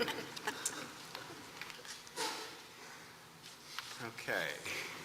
So a real brief history, or kind of hitting some of the highlights. As Regent President Milner said, the announcement of this program started in 2012 with approval from the board to pursue a competency-based program. The intent of that program is to address exactly the kinds of students, actually, that Chancellor Mone described as needed to fill the skills gap. Students who have some college and no degree, and doing it through a really radically new kind of educational model that is mastery-based instead of time-based. We started with 3 bachelor's degrees, 1 certificate from Milwaukee, and an associate's degree from colleges. The Lumina Foundation in the subsequent year awarded us a grant of $1.2 million to basically chronicle our story, because they recognized that UW Flex was a national model and they wanted to push that information out. We began enrolling students in January of 2014. By the end of that year, we had 146 students enrolled across all of the programs. In 2015, UW Colleges was given permission by the feds to provide financial aid. And in 2016, UW-Milwaukee was able to award aid as well. Those were actually quite a big deal. Some of you remember the struggles to get the federal government to award aid. It's, again, because of the difference in the model, that really is a significant change for them. Also in 2016, our first program offered through UW Extension, the business degree, launched as well, and that launched in December of 2016. So here we are in 2017. In fiscal year 17, we've generated revenues of $2.8 million, which go primarily to paying expenses for our partners. And the first UW Flex program began to not only hit break even, but began to generate revenue. You might have read some of that in the Cap Times story yesterday.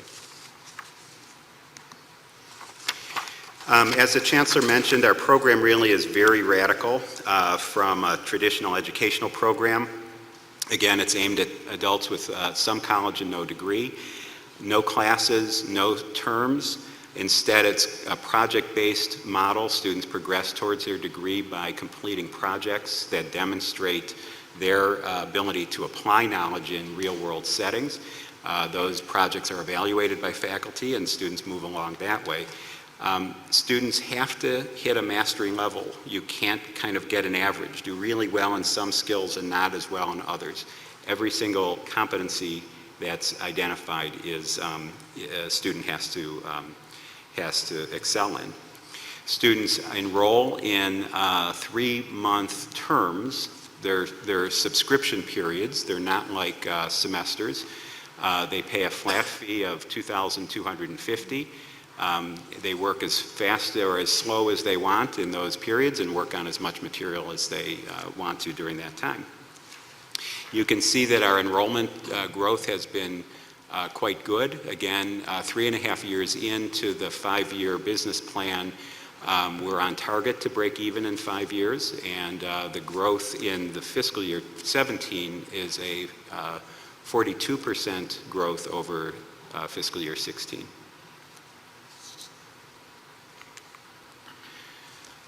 One last point here is these 1,257 students as of May are largely new students to the UW. One of the fears of our program was it would cannibalize, and that is not happening. In fact, it's attracting new people into the UW, and that's exactly what we wanted to do. Okay.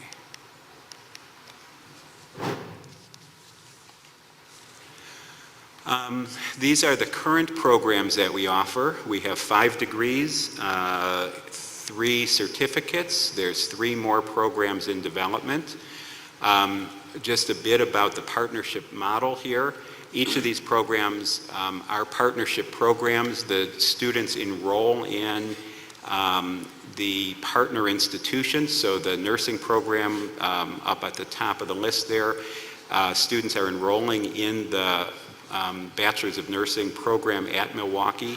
They graduate and get their degree from that, from UW-Milwaukee. It's the Milwaukee faculty who are the ones who are teaching in that program and evaluating students. And the student's diploma looks identical to a student diploma from the brick and mortar program. In fact, our kind of internal messaging is no asterisk at the end of these degrees. These are exactly the same as the degrees that students would get normally. Yeah. The partnership part of this, the collaborative nature of this degree really is important.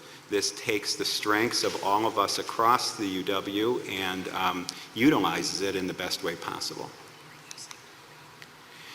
Most of these points we've hit. A few I just want to highlight. We have very strong individualized support for our students in Academic Success Coach, and these are proactive and wraparound support for our students. We can talk more about that if you're interested. The students who we're attracting are exactly who we hope to. 34 years of age, 61% female, 15% people of color, 11% veterans, 75% from Wisconsin, and again, the vast majority are working adults. 100 graduates, and students are moving through quite quickly. Again, 9 to 18 months it takes them to get their degree, and retention rate is quite high, 75%, and these are essentially open access students, so we're not sort of taking the cream of the crop only as we're accepting students. And last point, if I can get this to work. Yeah, I was there.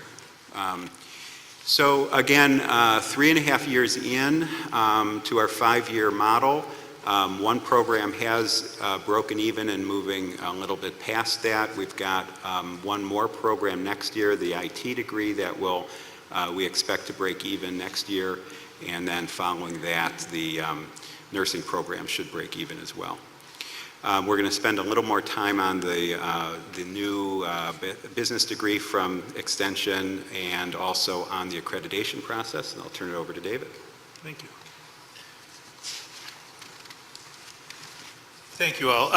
So just very briefly, some of you will remember the business degree is a new degree, and it's new to Extension because Extension, until this degree, did not award any degrees of its own. In 2015, the Regents permitted a mission change for Extension to award baccalaureate degrees in the business field. And in 2016, as Aaron said, we launched this degree in December. It is growing slowly. We have 8 students currently. We had hoped to have close to 20 students. But what we've found out is that, first of all, there is a lot of interest in this program. We've had over 2,300 leads from students interested in applying to this program and in enrolling. But the stumbling block for them has been accreditation.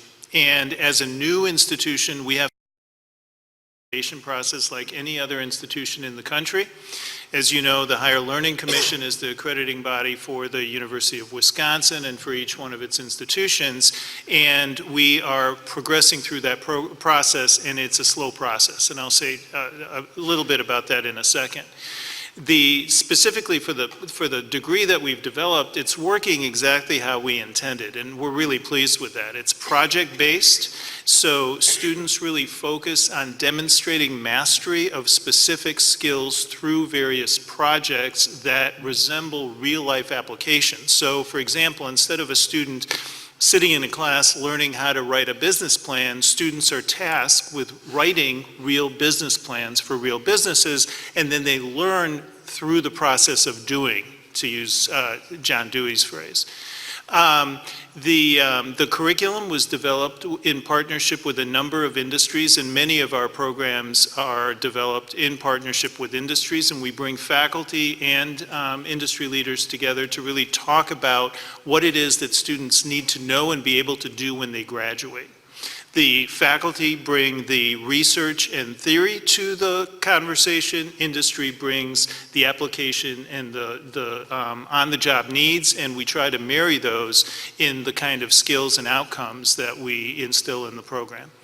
As promised when we were developing this degree, we're partnering with campuses. We have 17 faculty who are engaged in this program from various campuses across the UW system, and we very much appreciate the partnership of those campuses to allow those faculty to work with us. It's been a great process, and I think if you talk to any of those faculty, you'll hear that they really enjoyed the process of developing the curriculum and have actually benefited a lot from that experience.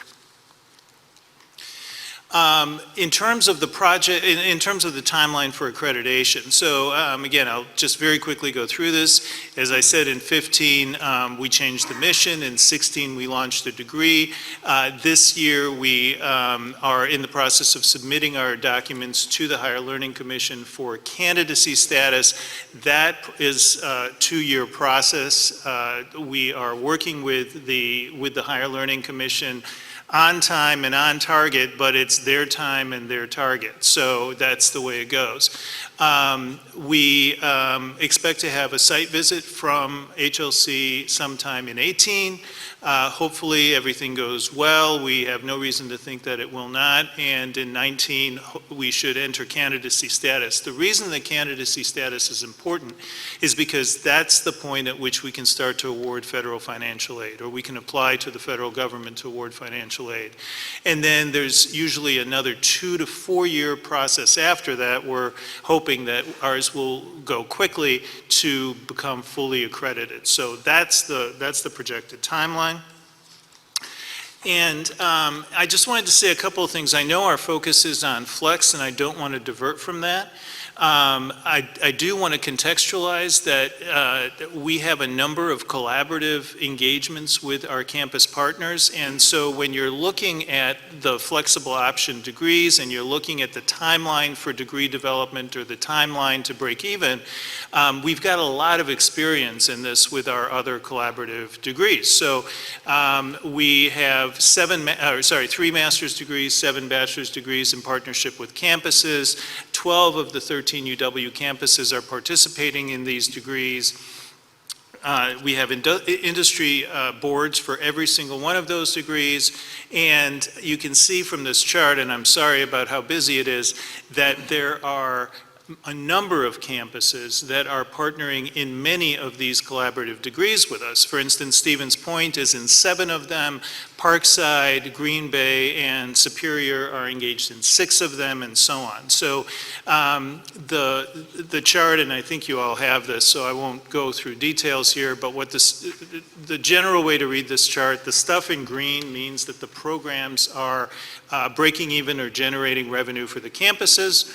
The 2 yellows, and it's hard to see which ones are yellow, the second from the top, the Bachelor of Science in Applied Computing, and then the second from the bottom, the Master of Science in Healthcare Administration. Those are yet to be launched. The Applied Computing program is going to be launched in September this year, and the healthcare degree next year. And then we have 2 programs that are covering their costs except for the costs of marketing, and those are the 2 in red, and we're working on increasing those enrollments. So in general, these programs are doing actually quite well. And you can see from this summary that we have about 3,000 students registered in about 8,000 courses. We will be sharing $1.2 million in net revenues. This is in addition to about $3.5 million that we share with partner campuses to cover the cost of those programs this year. And the programs that are generating significant net revenues are the ones that are listed there: data science, sustainable management, health and wellness management, and health information management and technology. That last program, by the way, students sit for a professional exam, and we have a 100% pass rate on that exam, so we're very pleased with that. So again, the context here, we have a lot of experience in collaborative degree programs. I think we have a proven track record with the campuses. The fact that we have partner campuses who are partnering with us in multiple degree programs suggests to me that it's working and it's meaningful to the campuses. And Flex is another example of a really strong partnership with campuses across the system. But, you know, most importantly, so these partnerships are important, how it benefits the system is important, but ultimately it's all about the students. And so we're going to close with just 3 very quick stories. Our focus is really the adult and non-traditional students, and the degrees that we offer, whether they're the collaborative online degrees or Flex, are really aimed at that audience. So Lori Kenyon's a nurse in Milwaukee. She got through the Flex nursing program in a year, and she was able to do that and save a tremendous amount of time and money in the process because of that format, because she was able to go through it at times that worked for her. She was able to study and use her prior knowledge to move through the program quickly, and she did great. Jamie Deere graduated this past year in the IST program from Milwaukee, the technology program. He's going to do a 2-year stint at Google, and then he's going to come to Milwaukee and continue to help Wisconsin improve its IT economy. And then Craig Kilgo, you know, another typical student of ours, has a family, is working, and he could not have committed to a traditional program. And Flex allowed him to get through and benefit himself, his family, and his community. So we're really pleased with what we're able to do for our students. So thank you. So happy to answer any questions Well, that you might yeah, have. let's have, are there any questions right now? Yes, Regent Higgins.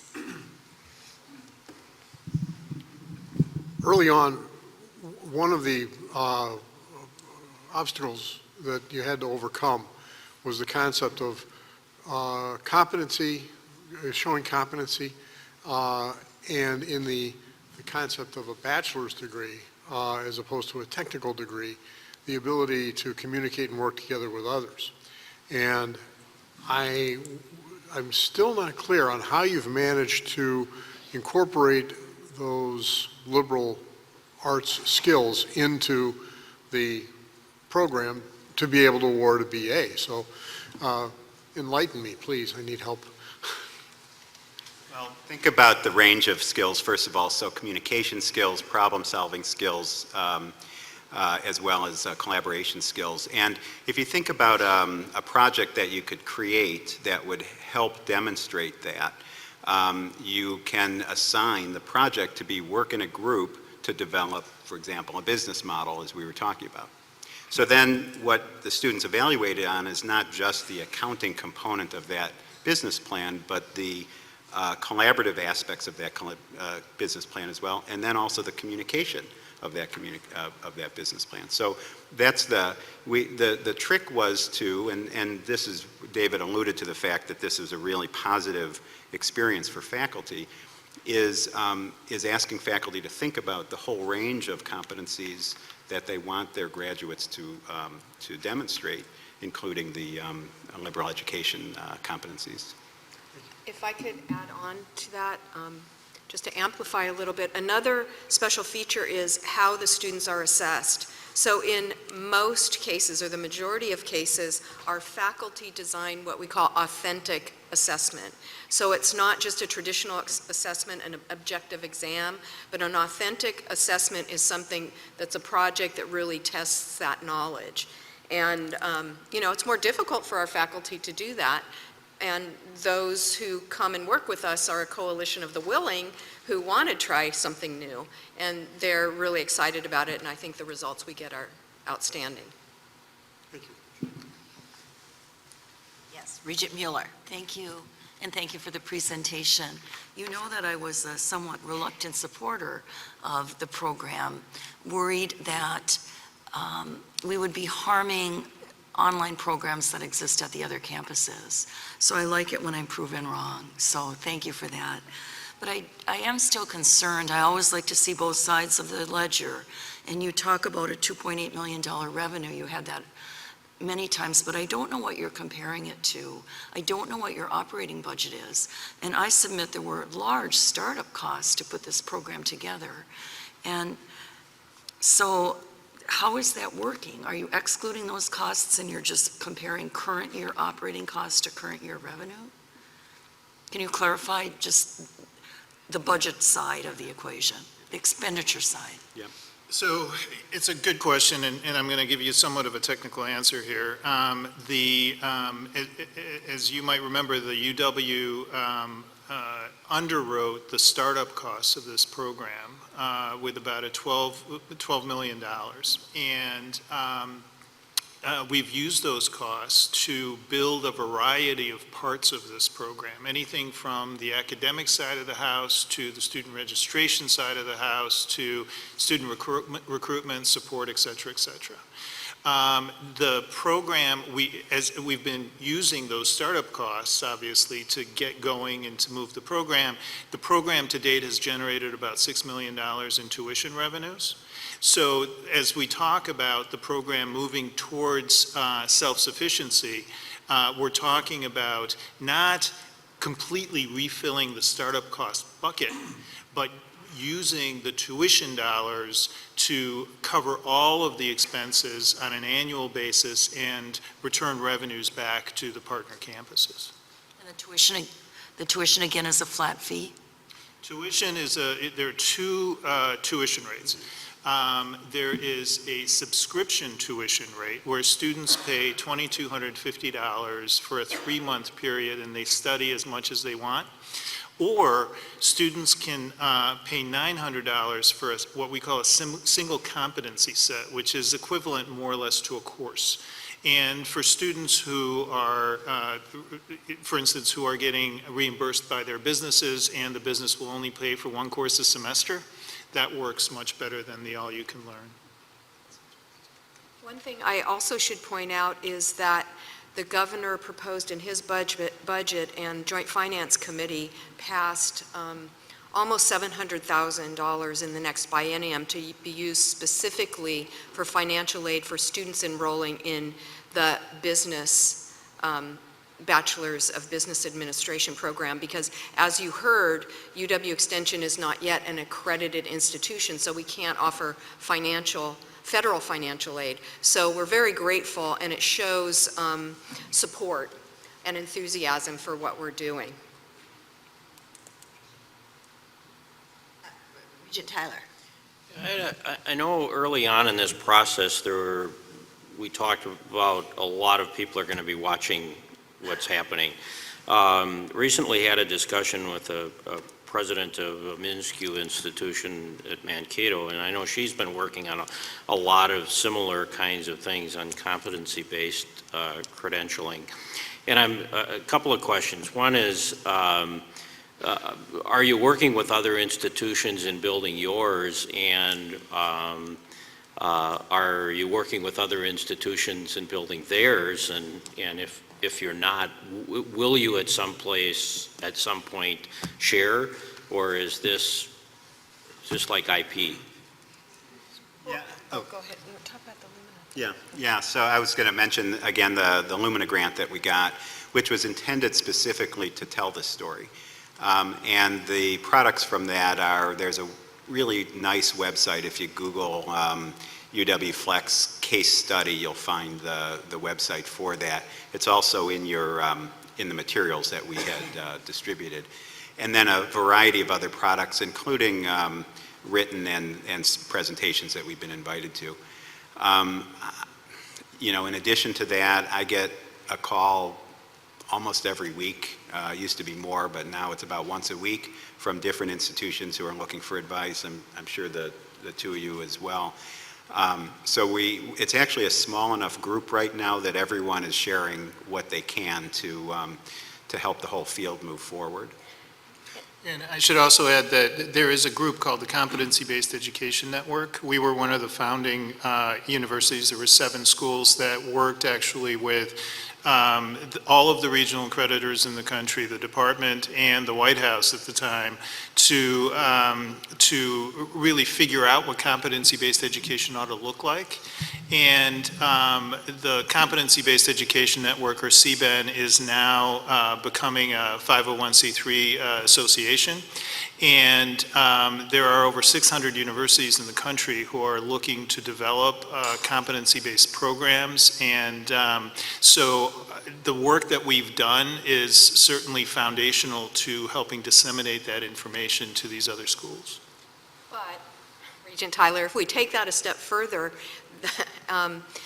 can't let go of my entrepreneurial hat, there may be a market for consulting services for other institutions that we may look into in the future, but right now I have directed them to really focus on building enrollments in current programs and build new programs. If you also looked at the governor's proposed budget and what has come out of the Joint Finance Committee, they are directing you to direct us to increase the number of programs and increase enrollment. So that's where the focus will be, but we hold that in our back pocket that maybe someday we might be able to develop a consulting practice, if you will, based on our expertise that other institutions would be interested in taking advantage of. Regent Farrell. With all deference to Regent Tyler, I don't want anybody else doing this. I mean, we're putting all of this in. Wisconsin's leading the way. And I am thrilled at the 74% from Wisconsin because I challenged you how much we were doing for others at our nickel. So I know you're very generous. Just to be clear, I wasn't encouraging it. I was asking what the stance was. Well, we also need to point out the startup costs are pretty substantial, so there are barriers to entry, and many institutions are now discovering that. So I do think that shores up our position as a leader. Yeah. And congratulations on how it's gone from my standpoint. Yeah, we don't share everything as well. Regent Style. You highlighted a few students who were successful afterwards. Do you have broader statistics or data as to what the impact is on students' career through either promotions or through higher wages, et cetera? That's a typical metric, and typically it will take us a little bit of time to track them after a series, 3 years or 5 years, but I believe we are staying in close contact with the students in terms of their contact information, because that would be very important to track. Yeah, as a matter of fact, so it's a really good question, and it's a really important issue for us. And we currently are conducting an exit interview or an exit survey for all of the flex students who have left, whether they've graduated or whether they've left because they just left or gone to other programs. And the data from that survey is due back sometime in July, and then we should get it processed and analyzed by early fall. So we'll be happy to share it with all of you if you want to see it, because it's going to be really important to us to figure out how our students are doing and what they're doing.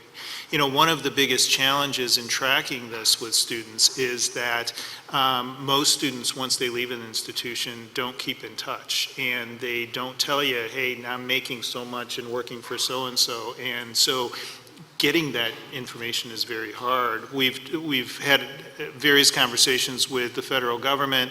It would be great, for instance, if the Social Security Administration would work with universities to help provide some of that information. Right now, it's not happening. So, but if you have any way to get that to happen, that would be swell. Regent Peterson.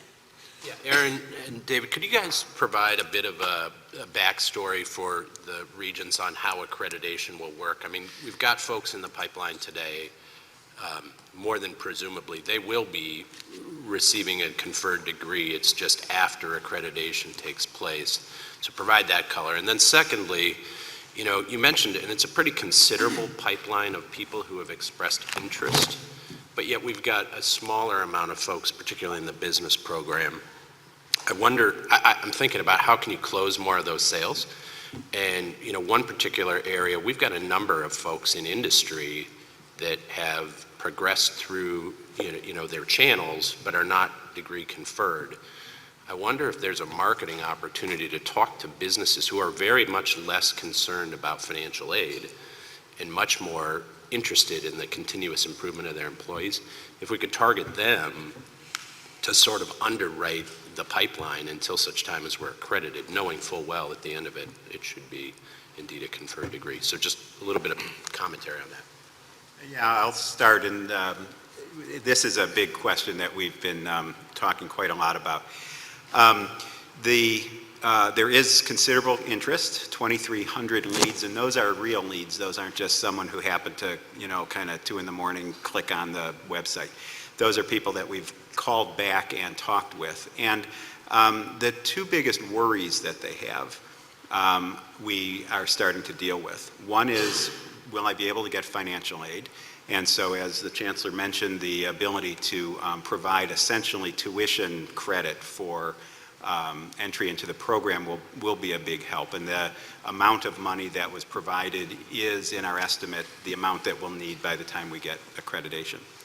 The second is a worry that if I don't, if the institution's not accredited, does that mean that if I transfer someone somewhere, that doesn't count? Or if I graduate and then want to get an MBA, it doesn't count. So we've been talking with our UW colleagues about public statements from them that say, we will evaluate your students exactly like we'll evaluate all students. And several are working on getting public statements for us. I think the third leg that you're describing, which is similar statements from employers, would be a really good idea. And I'm not, you probably have started that conversation, but you know, I don't know if there's more you want to share. Yeah, so, well, I'll give you a very concrete example. So, for instance, Discover right now has an RFP out to partner with an institution to offer degrees. So we talked with Discover initially, and well, we continue to talk with Discover, but in the initial conversations, the lack of Discover card. Yeah, Discover card, right. So, so in the initial conversations, there was real concern about the accreditation issue. Because their RFP is national, so they don't really, they're not looking specifically for the UW, they're looking for a good institution.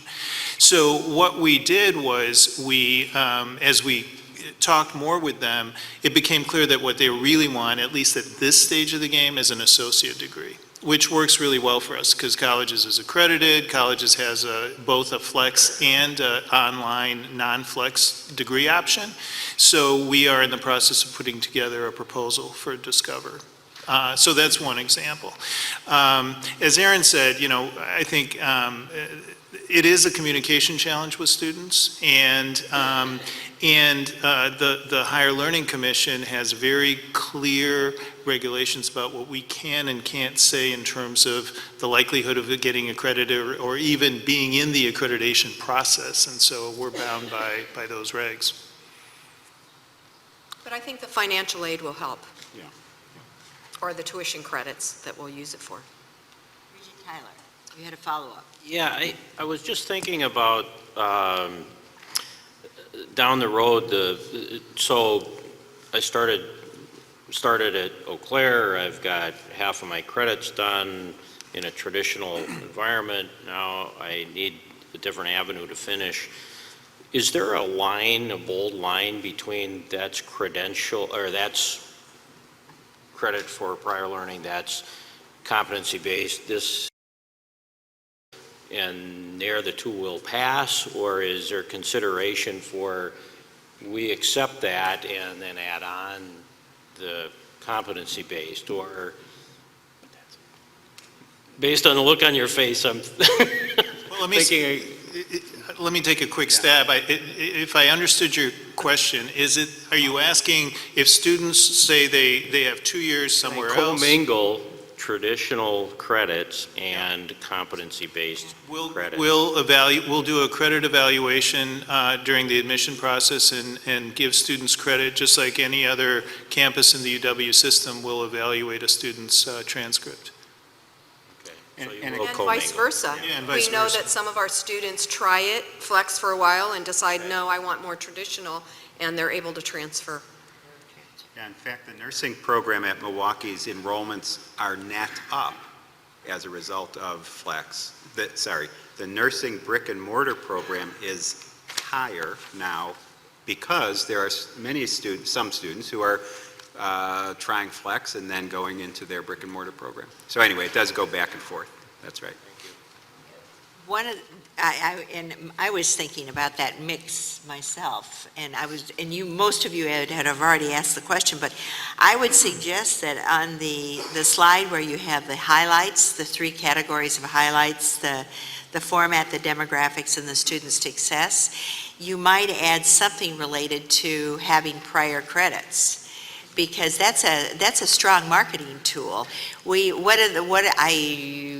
been told a number of times, but there's an enormous number of students that have prior credits in this state and never have finished associate degree, and if they had that sense that they had perhaps had something of value, this might be a good marketing tool. We have time for one more question if anyone has any. What did our friend Chuck Pruitt quote? We've all asked the questions, but has everybody asked it? Everything's been asked, but not everyone has asked it. All right, I want to thank you very much, all of you. Thank you. This has been something we followed. And good luck in the next few years. All right, we move from this now to athletics. For the benefit of our new colleagues, let me provide a little background.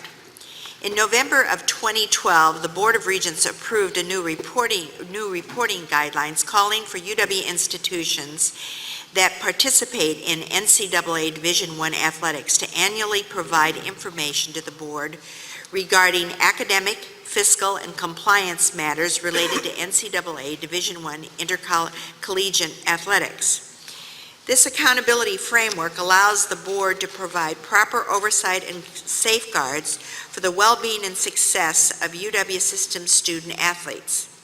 It also provides an opportunity for us to review the financial viability of UW athletic programs and how they contribute to the institution's academic missions. Through these routine reports, we hope to maintain good lines of communication between the institution, the system president, and this board. The UW system has 3 institutions with Division I NCAA athletic programs: UW-Madison, UW-Green Bay, and UW-Milwaukee. Today, we'll hear from Panther Nation, also known as UW-Milwaukee. Now, leading the presentation will be Athletic Director Amanda Braun. A real quick introduction. Thank you, President Milner, and I appreciate your Panther colors today. That's mighty special. So thank you for that. I will introduce just in a moment our athletic director, Amanda Braun, and Coach Val Jordan. But what I'd like to just mention at the outset is this is the annual report, as Regent Milner has said. And what you're going to hear today are not only the significant and I think remarkable outcomes, but also the results that come from disciplined leadership. And I think that I'd ask you to keep those things in mind. How did we do this, and what really do we continue to strive for?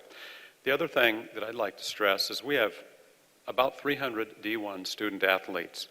And I stress student first, and that's a really important concept. And you're going to hear about that, and within the Horizon League, the accomplishments that we've achieved, particularly on the academic side, as well as on the field. That's important, and athletics are important, not only on our campus in the classroom, the visibility, but especially in terms of our community's brand, and really nationally, the visibility that athletics bring to us. So with that said, Amanda, please take it away. Well, thank you, Chancellor Mone, and thanks for your remarks earlier. I always feel really proud of all the wonderful things that we do as a university as a member of the staff here, so thank you for that. And I also saw the gold and black, so I appreciate that. It makes it feel right at home here. Well, thanks for having me again this year. Always enjoy coming to talk with you all. Truly appreciate the opportunity. I'm proud to say that 2016-17 was again another successful year for Panther student athletes, coaches, and staff. So we view our purpose to serve as leaders in building a foundation of passion and pride for UWM while adhering to our core values, which you can see here on the slide. We also understand that we have a unique ability to elevate the visibility of the university, not just locally, but regionally and nationally. We have the ability to engage our campus and our community in unique and exciting ways, and bringing together our students, our alumni, and our community supporters. When we positively represent this university, which we often do, it reflects well on our students, our faculty, staff, and alumni, and grows a sense of pride for our university. So we work hard every day to honor the investments of our students, our university, and our community supporters. We understand that our success assists the university in achieving greater visibility and engagement, as Chancellor Mone cited, and in turn positively impacts enrollment and financial support for the university. So as I've done each year that I've presented to you all, I'll share a few points of pride from the past year in Panther Athletics by highlighting academic and athletics achievements, our community engagement and support, and the impact our athletics program has on our university. We also have a video this year featuring alumni, community members, and students sharing why they believe Division I athletics is important here at UWM. For the 2016-17 year, our 300 student athletes continued the academic success of previous years by achieving a collective 3.2 GPA in both the fall and the spring semesters, making this spring the 34th consecutive semester of a 3.0 or better by our student athletes. So if my count is right, my math is good, that's 17 years consecutively. So a lot to be proud of there. And considering that statistic, it's no surprise that our student athletes collectively carry a cumulative GPA of a 3.33, and that 34 student athletes this spring achieved a perfect 4.0 GPA. Beyond our academic support, our staff will this upcoming year focus on also improving our student athletes' experience by identifying ways we can assist with internships and employment after graduation, which I know is on everyone's mind as they work their way through our universities. Competitively, our teams and individual student athletes continued to achieve a high level of success this year, with 9 of our 15 sport programs finishing in the top 3 in the Horizon League. And a few highlights of this year included our men's basketball team making a run to the league championship game and creating quite a national buzz, and certainly locally here for our university. And in our very last official competition of this year, just yesterday, Nate Puzzlinski represented UWM at the NCAA Track National Championship in the 110-meter hurdles, making his third straight appearance in the NCAA Championship and achieving second team All-America. So many things to be proud of. It could go on for a long time, what our student athletes put in and the way that they represent us on the field, on the court, in the pool, on the track. So community engagement, an annual point of pride for our athletics department, is the way in which our student athletes, coaches, and staff engage in the Milwaukee community by giving back. This year, as part of the university's 60th anniversary 60,000-hour community service challenge, Panther student athletes and staff participated in nearly 4,000 hours of community service. And our department was recognized as the top contributing department here at the university through this challenge. So we make it a priority to continually find ways to give back to our community, and we take real pride in serving as ambassadors, positive ambassadors for this university. So as important as our efforts to engage with our community through service, we also understand that during financial challenging times, it's just as important that we seek community support for our student athletes through fundraising, corporate sponsorships, and ticket revenue. I'm very excited to share that we had another extremely successful year with our fundraising efforts, and we'll close this year with over $1.4 million in gifts and pledges to athletics. This year we received the largest gift in the history of Panther Athletics when alumnus Fred Sitzberger pledged $1 million to the Athletics Excellence Fund. You might be surprised to learn that Fred isn't a particularly big sports fan. However, he does believe strongly in the role that Division I athletics can play for a university.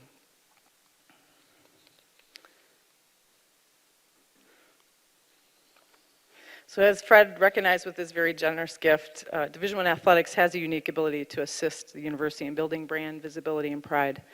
We're able to do this through academic and competitive excellence, as I cited, as well as our community engagement efforts. That leads to greater campus and community engagement, additional financial support for the university, and stronger student enrollment. So we have a few alumni and community members, as I cited before, and our university's new Student Association president, who felt strongly enough about the importance of our athletics program here at UWM, they took some time to share their perspectives in a video presentation for you. We'll see if I can get this right.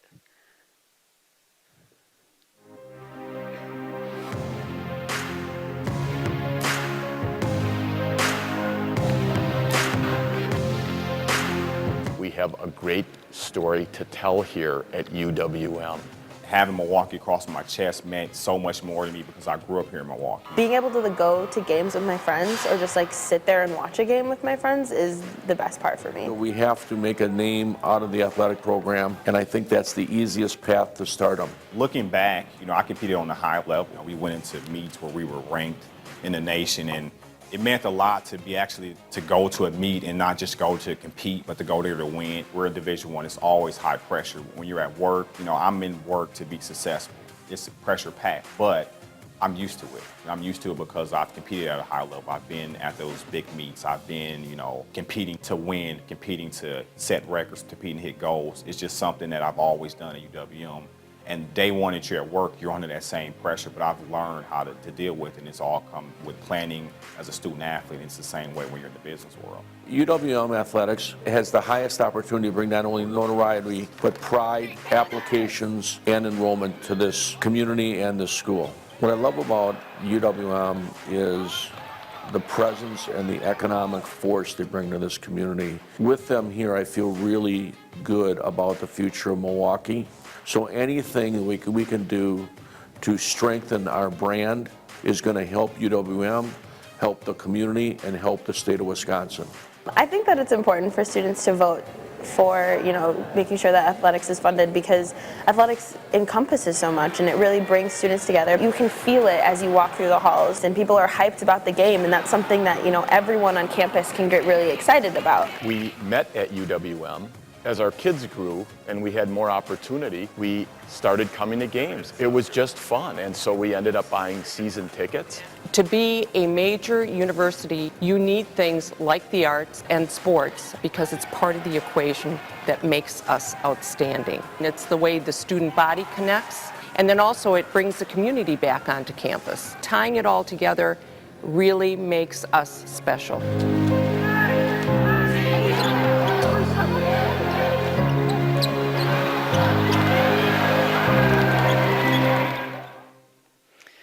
Well, I've watched that, I don't know, probably half a dozen times, and every time I watch it, it just makes me feel so proud of the folks that we have here in Milwaukee, our alumni base, the people that come out and support our student athletes. So wanted to make sure you saw that. And our student association, you know, we certainly appreciate them, and we're excited to work with the new leadership there. And it was nice that they decided they wanted to make a statement about athletics. So. Well, as the highest profile sport here at UWM, men's basketball has an opportunity to engage our campus and our community unlike any other part of the university. Just 2 months into the job last year, our head men's basketball coach, LaValle Jordan, had the opportunity to say hello to you. His head is in a much different place this year, as you can imagine. In his first year, he and his staff focused every day on developing their student athletes, and it was really fun to watch them progress every week and every month and culminate in a run to the championship game and be just 6 points shy of a victory that would have taken us to the NCAA tournament. And even more so proud, very, very proud. The grades just came back, and that team has a 3.1 GPA for spring. So a lot to celebrate and be excited about. So Coach Val's done an incredible job of engaging our campus and our community. He's been a great teammate in our department, and he's here today to take just a couple minutes to share a little bit about his experience with you. Coach Jordan. Thank you. Thank you all for having me again. It is last year at this time, I was introducing myself, so I didn't know exactly what I would do this time because I would figure some people at least know me by now, but if not, I'm once again the proud coach of Wisconsin-Milwaukee and LaValle Jordan, and I don't know if my head's in a completely different place because it's still a whirlwind going into year one. But last year was such a valuable experience, and I'll tell you, I learned a lot. And I think our players, our student athletes, they weren't the most experienced group on the way in, and so we were all learning on the fly together. So I was extremely proud of them for coming together and making a run like we did during March Madness and getting to the championship game of the Rising League tournament. It was inspirational in a lot of ways to just show that if you stick together and you believe in each other, and they believed in our coaching staff, that you could do maybe the unthinkable. And the momentum that I felt around the city of Milwaukee and the excitement that was created was outstanding. And so I don't know if any of you were there in Detroit with us, but if you were, thank you very much for following us. Milwaukee basketball and Wisconsin-Milwaukee was the hot topic during that time, not only here in the state and locally, but nationally, as we were on the verge of NCAA tournament history. And as Amanda reminded me again, we fell short by 6 points. Thanks. But it was, for me, it was exhausting, exhilarating at the same time because, Chris Zills, our communications director, I was on every media outlet you could be on, from radio around the state, locally, in the city, to ESPN. And it gave me an opportunity to talk about not only our program, but talk about our university. And I think you can't recreate or simulate that type of exposure for the school.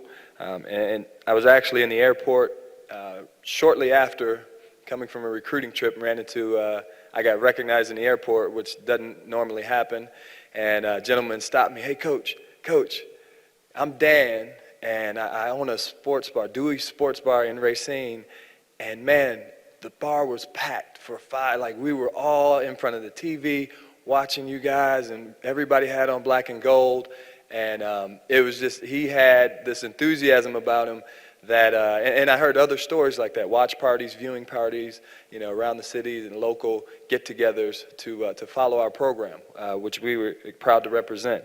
And I think that spirit and the spirit and enthusiasm created through athletics is unmatched, and the exposure, it translates far beyond game day.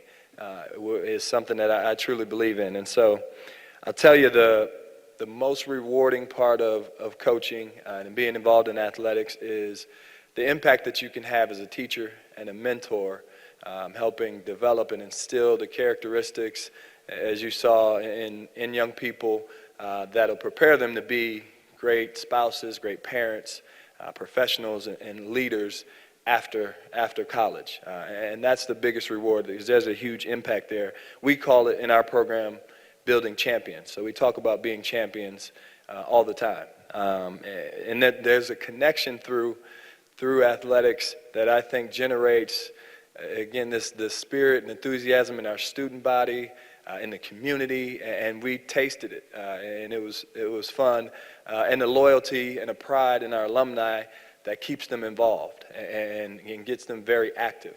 And we're proud to serve that purpose for the university as well. So we did not win the championship, and I'm looking forward to our newcomers get here June 26th. Our returners will be back for summer school, and we'll prepare because that's the goal, to win that championship next year. But I will say we did take a step in the right direction and build champions because our young people, what they learned along the way, when you lose a few games in a row and you have to fight back and you have to dig in and you have to pull together, the things that they learn through that experience, we did build a few champions. And so proud to work side by side with Mark and Amanda and represent Wisconsin-Milwaukee the best we can in our men's basketball program. So again, thank you, and go Panthers.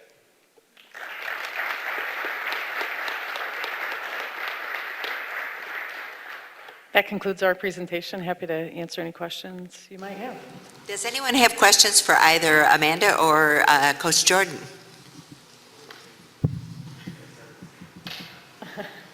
He didn't know he might get questions. That's all right. Thank you so much, and we have I'm sorry, Regent Style. You've made progress paying down some of the debt. Can you just talk about that a little bit as to how that's going and how we're seeing that change? I know there's a percentage of seg fees that are sitting and helping support the athletic department. Can you just kind of comment a little bit on your financial position and where you see that developing in the years ahead? Sure, yeah. In your materials, we've included the plan for how we're addressing that. It is a team effort between athletics and the university.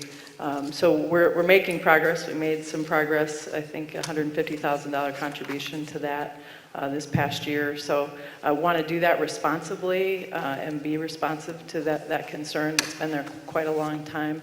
But also balance that with being able to grow our programs. And so yeah, we're going to follow that plan and every year make a contribution in the way that we're able.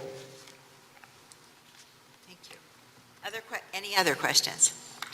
Well, thank you very much. Congratulations on the success of the program, and congratulations on the academic success. That 17 years is a long time to be 3.0 or better. Yeah. So yeah. Very good. Thank you so much. Yeah, thank you. Thanks for your time. You're welcome.